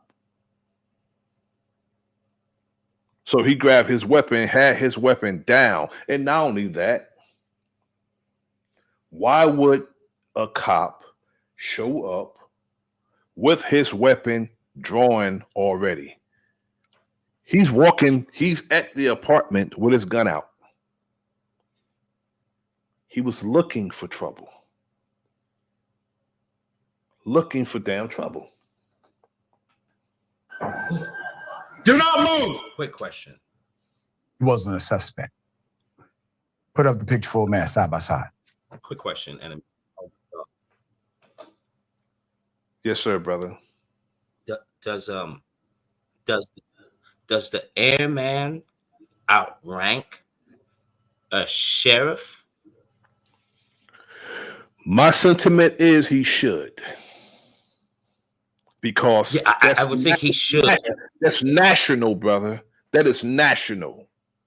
As opposed to one jurisdiction, as opposed to one jurisdiction in Florida. This man is a senior airman at age 23 in charge of national security.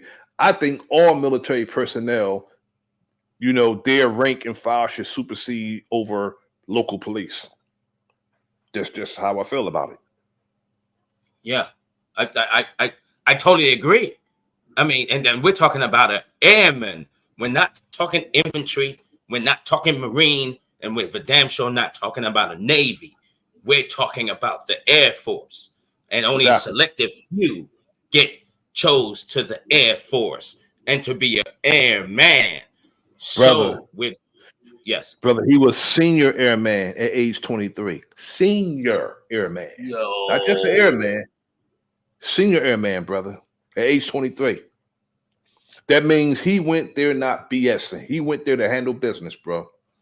Yeah, off top, it was a mistake by whoever this is, and for me, Enemies Public, honestly, you know what I'm saying?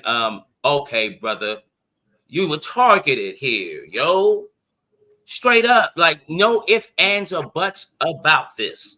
I think he was targeted also. I think that the fact that he was 23 and able to live and be somewhere where they thought he shouldn't be, and they targeted him. Now who calls the management office, and then that person calls the police? This young brother got killed over fourth party information. Yeah. Fourth party information he got killed over. The cop was incompetent, and the cop went to me. My sentiment is he went there looking for trouble, because if you're going to somebody's door and you got your gun out, why do you have your gun out? And why are you knocking on that man's door like that? Aggressive like that. Yeah. And what's crazy about it? After them shots fired, the brother said the gun's over there. Yeah, what? He said drop the gun. And then he called the young brother a suspect. Suspects down. He called him a suspect. Yeah. I don't know if if the cop was at the wrong apartment, but he would, regardless of how you look at it, he was at the wrong apartment. You know, because they're saying he's at the wrong apartment. The domestic violence happened somewhere else. But I don't even think it was a domestic violence situation. I think they targeted the brother for being there. They don't care how hard we work to attain what we get. We still don't deserve it. Because this same cop will pull this brother over in his vehicle. Brother, I've seen cops pull over Army lieutenants and draw down on an Army lieutenant while the Army lieutenant was in uniform. Yeah. Over a license plate situation. Yeah.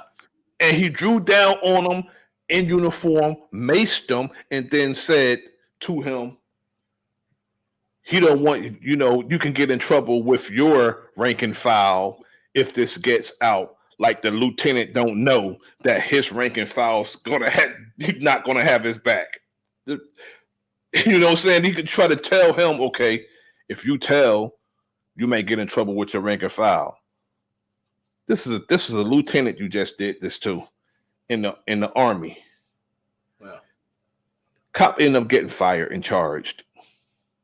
Rightfully so. Hey, Rightfully look, enemies public. Look, feel me out here, man. You know, with everything that's happened, you know, with this history that we all carry, you know, I can forgive, but for damn sure, I'm never gonna forget anything. You know, And I can forgive certain things, but something like this, I can't forgive and will always remember. Yeah, I will never forgive and will always remember. I'm not that type of person that will I'm not the type of person that will say, okay, forgive those who use you spitefully and all this other crazy biblical crap. I don't live by that. If you do something to me and my family, you better have your head on the damn swivel. Better be looking over your shoulders. You better be looking over your damn shoulders. Off top, and when I get done, enemies public, right? And I'm gonna be in touch with you. You know what I'm saying? Because when I get done with what's happened to me, I'm going to go, man, and I'm going to make sure that all families, you know what I'm saying, will get their justice with this weird, I'm gonna call it what it is. This is weird. satanic, bro. It is. As my brother, I speak to my brother Kyrie. My brother Kyrie, he used to always tell me that one law that they can't take, or one right that they can't take from us, and that's the right to defend ourselves.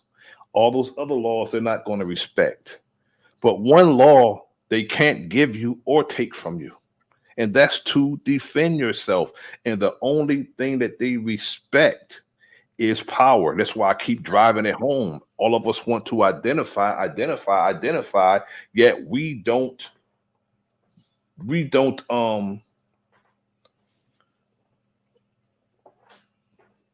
want to have it so that we exercise power. It's about having power, regardless of what we call ourselves, who we call ourselves. If we are not organized, we don't have no strategy, and we don't have people in place. That's why my generals say organize, deputize, and strategize. We got to have a strategy. We got to have people in place that can do whatever we need that is consistent with being a nation. Because we can't call ourselves that if we got to go to others to do for us what we should be doing for ourselves. That's why I like to drive home. Because I look at the best title to me is brother. That's why I say brother. That's the best title. When I call people brother and I watch them on a protracted period, and if they show me other than brother, and I just go accordingly. But when I see a brother, I address him as brother. I give him the nod. I give him the salute, regardless if I know him or not. I will salute him or I give him the nod, let him know your brother's among you. Facts.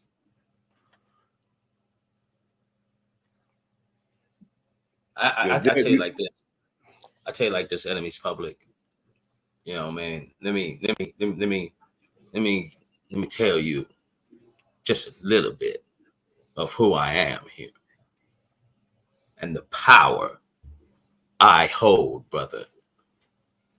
I'm still alive, and I'm gonna leave it at that, because we are going to change this thing in our lifetime. I'm still breathing, enemies public. Yes, sir. Trying to understand what I understand. I'm still exactly breathing what here, you're saying, brother. Yes, sir, brother. And if you're still breathing, there's a chance. There's a chance. You know what I'm Yes, saying? sir. And like I said, you know what I mean? I'm gonna put this. I'm gonna say something prophetic. You know, this year will never be forgotten. I bet my soul on that. I've been saying it. Remember your brother Nasir said this. Before this year end, the world will be at war. I'm not a prophet, but I see things. But I've been taught by some men that knows.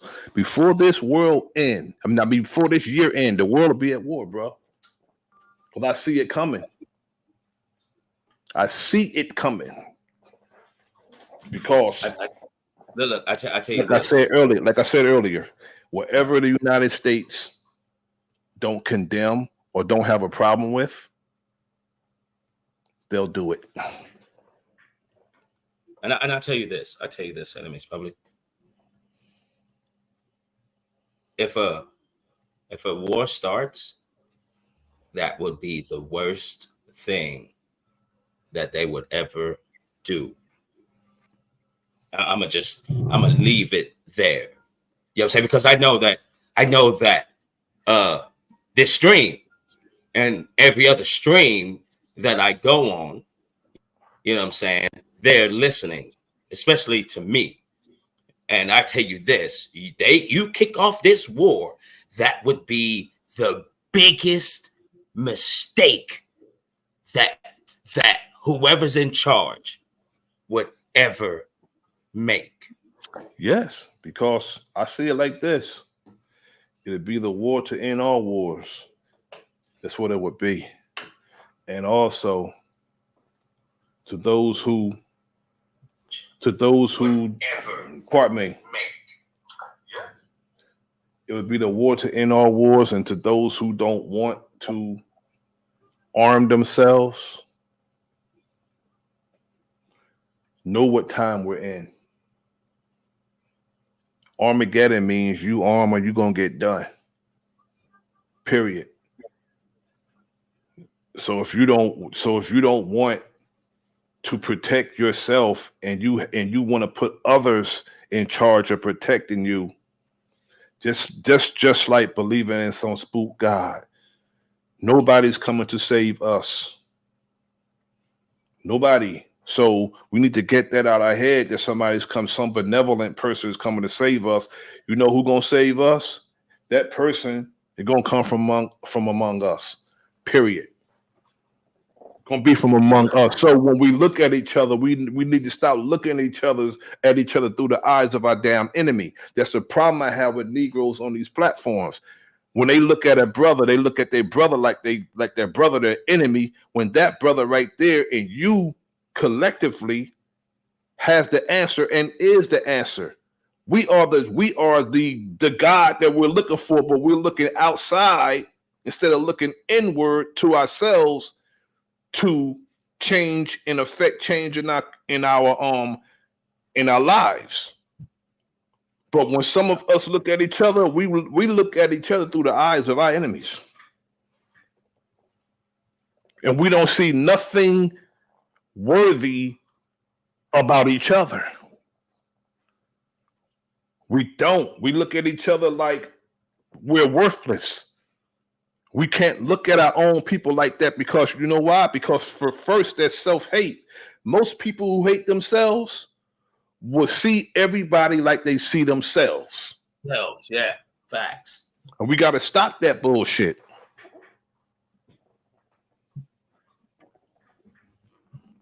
Yeah, enemies public. What we well, I tell you this, brother. You know, we this is change is upon us.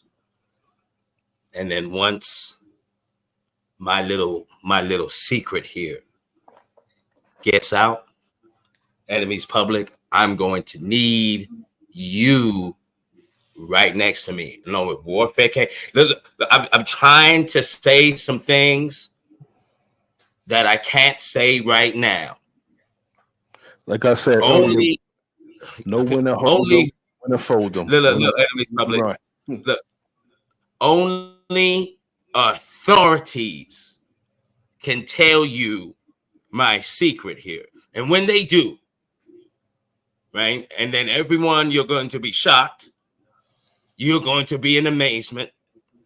Yeah, and not in a million years would you ever have thought this. Yeah, change is here. And to everyone in the chat, mark my words. You know what I mean? And here's your sign. You're going to see breaking news. And then when you see breaking news, you're going to see this man that has dreads. Yeah. And when you see that, I'll let you know. I've always been here. And change is here. This is all we need. This is all we want. This is what we've been thinking, manifesting, and feeling. And we're going to change this thing. And we're going to install so much love in this thing. We're going to show so much caring. We're going to restore families, our people, people abroad, people everywhere. Like this is fascinating. And I love what you're doing, enemies public. And trust me, brother. You know what I mean? We're gonna do this. You know, I say this passionately. You know what I mean? Because I know something. You know what I mean? I know something, enemies public, and this is what I do know. We're gonna change this thing up. Bet you about $1 on that. Brother, it's ours to change. If no one else is going to, bro. So it's definitely up to us to change it. If it's going to be a change, hey, bro, it's going to be us who do it. Nobody else is going to do it. Let me get back to the video. Good. Ain't nobody else. Ain't nobody else gonna do this for sure. Because it's why, you know what I'm saying? It's our condition. Laughs. Yeah, it's we're gonna fix that. We're gonna fix that. You know what I'm saying? It's our condition. We can't expect anybody else to change our condition because if that was going to happen, it would have been happened. But it's our condition, so it's up to us to affect change in our condition. And if we're looking for somebody outside of ourselves, we're going to die waiting. So we need to do it ourselves. Well, I like to always say, Airman Roger Fortson. Go ahead, that we are, you know what I'm saying, Generation X. We are the leaders of the new school. We've got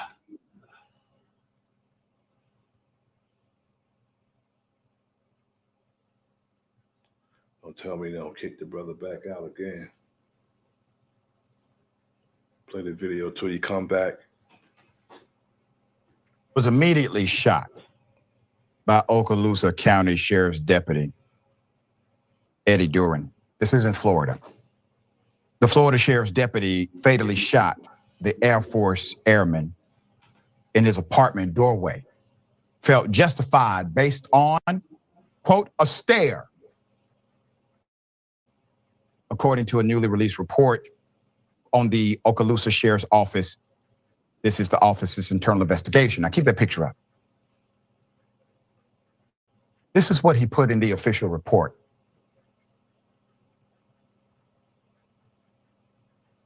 Mr. Fortson did not have time to stare at anybody. A stare is not a glance. It is It takes time, something you did not afford, Mr. Fortson, but he did afford you time.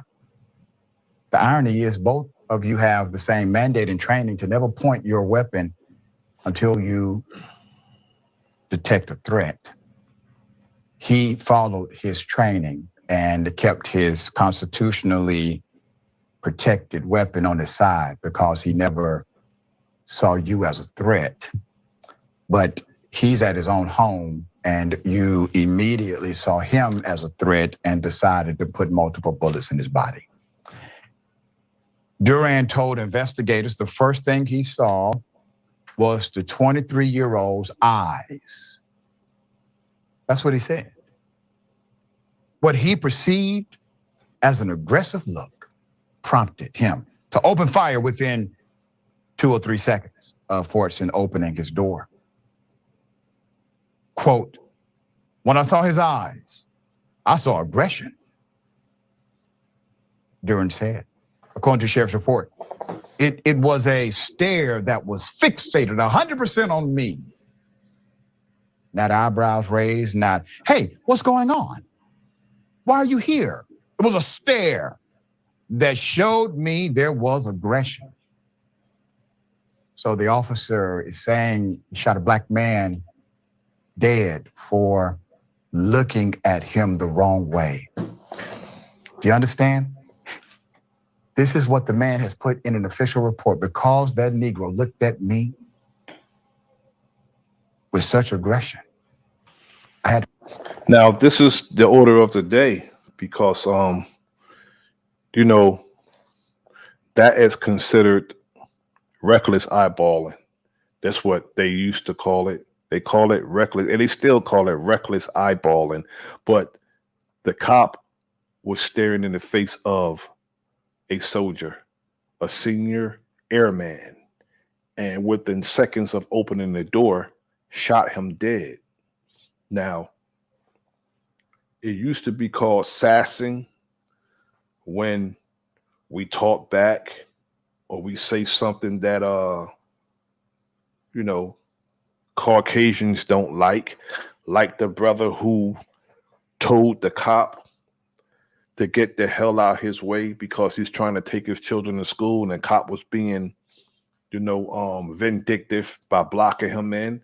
And when the cop wrote him a retaliatory ticket, and when he was in court to fight the ticket, the judge told the brother that if he don't apologize, he's going to go to jail for not apologizing. That judge need to be disbarred. Because that judge is a damn racist because he's seen the brother as someone who was sassing or mouthing off at a cop when he should have been reprimanding the cop for writing a retaliatory ticket. That's what he should have been doing. Instead of telling the brother that he need to apologize to a cop. Now, if I was there in that courtroom, just say if it was me, I probably would be locked up, held in contempt, because I would have cussed everybody out in there. What you mean apologize to him? Matter of fact, you go straight to hell your damn self. I'm not apologizing to no cop that retaliated against me because I told him to move out my way. This is, I mean, a lot of our people think that we're living in a post-racial society, but, you know, we are proved day after day, you know, exactly, Brother Kyrie, not minding our manners, reckless eyeballing and mouthing off, sassing a white man. That was actually a damn law once upon a time. I had to put him down. You know, that actually used to be protected in this nation. If you looked at a white male the wrong way, if you looked at a white woman in particular at all, you could be put down that same day, no repercussion whatsoever. Body cam footage released earlier in May by the sheriff's office, however, appeared to show during firing that the senior airman with little warning and no provocation He did die later at the hospital. The deputy was actually terminated. So finally, the sheriff gets around, terminates the deputy from the sheriff's department May 31st. But that's not enough, says Fort Smith's grieving family members and friends who spoke out alongside their attorney, Benjamin Crump, in a recent news conference in Atlanta, where Fortune grew up. Quote, I put so many pictures of my baby on social media, his mother, Miss Fortune, said at the news conference, where she spoke glowingly of her son, who served in overseas combat zones and was stationed at nearby Hulbert Field. Quote, he would never put aggression in his eyes if he wanted to. Roger was helping to raise a 16-year-old brother. That this was a good man. This tragic incident should have never occurred, stated Okaloosa County Sheriff Eric Aden in a statement announcing his firing. Quote, the objective facts do not support the use of deadly force as an appropriate response to Mr. Fortson's actions. Mr. Fortson did not commit any crime. By all accounts, he was an exceptional airman and individual. Keep up the sheriff's picture because he does not get a pass on this one. No, we don't. When this first happened, it was the sheriff who came out and said that the deputy was at the right apartment and that his deputy did not hide himself from the peephole. The reality is we still don't know if the deputy was at the right apartment. We assume the answer is no, he wasn't. And while he did not hide himself from the peephole with a hand, he did hide from the peephole by leaving the... Yet when it is found out that there was no such incident at the brother's apartment or at all in the entire development, are they going to charge the women who called the cops in the first place? And not only that, when is a grand jury going to charge him with murder? Because if you came to the door with your gun out, you were looking for trouble, and what you did was premeditated. It's not a second degree.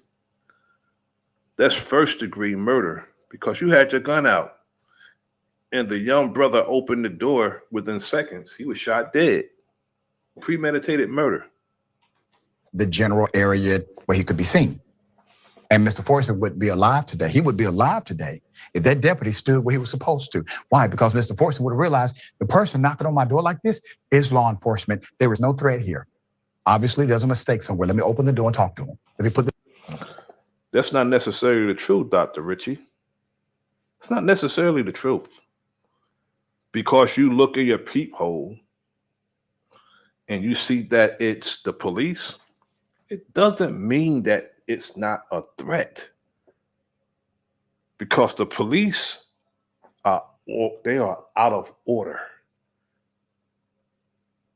Because you look through your peephole and you see that there's police, it doesn't mean that they're not there to violate your rights or worse.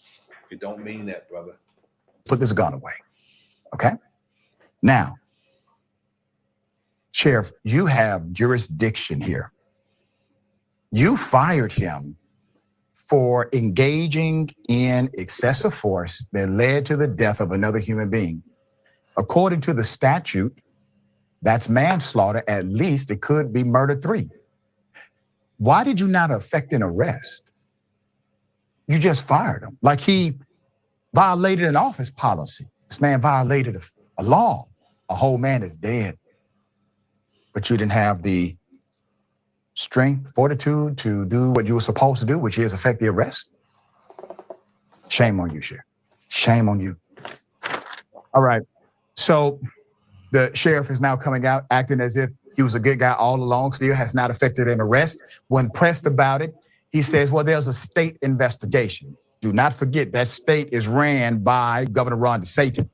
So good luck on that. All right, Mayor, thoughts here. So another tragedy, another reason why Donaldson doesn't get to say the stupid stuff that he said about Jim Crow. 1 second, let me pause that for a second and do a quick promo. 30-second promo. Get your copy of Fire. It's definitely a must-read. If you enjoy hood books, this one is it.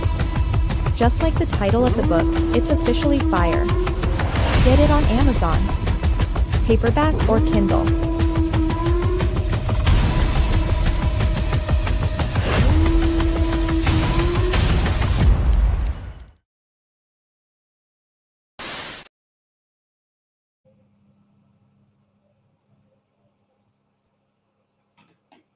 Jim Crow. Right. This is the legacy of Jim Crow. A black man looked a certain way and it can get him killed, even if he is serving as a active airman. This is absolutely disgusting.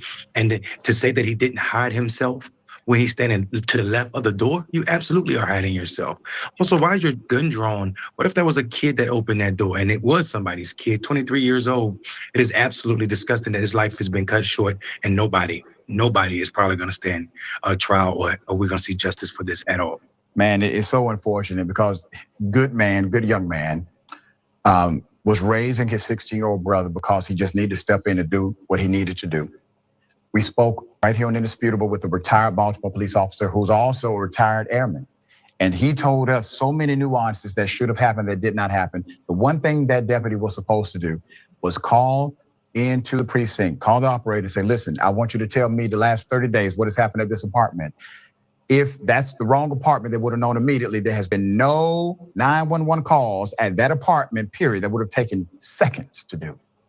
And if he was afraid, as the reason he did not stand in front of the peephole, for some reason he was afraid, even though there's no evidence he should have been, he was supposed to call backup before he engaged, if he was afraid. All right, we'll keep you updated as updates come.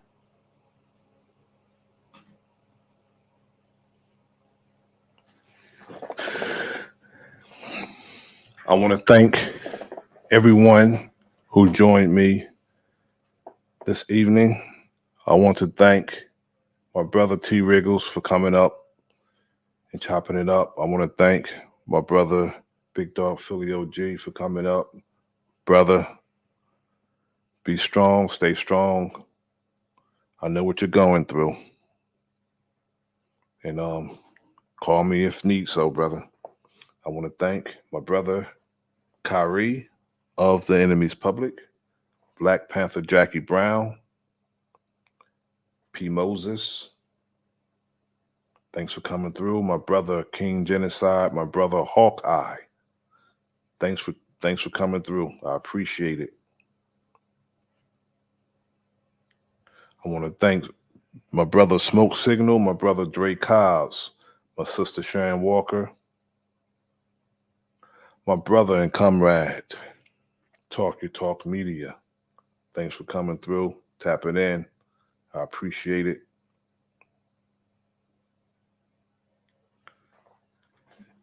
Until next time, this is your brother Nasir. This is the Enemy's Public. Like the video, please. Press the like button. If you haven't done it on your way in, please do it on your way out. I appreciate it. Like the video. Subscribe to the channel. Until next time, peace.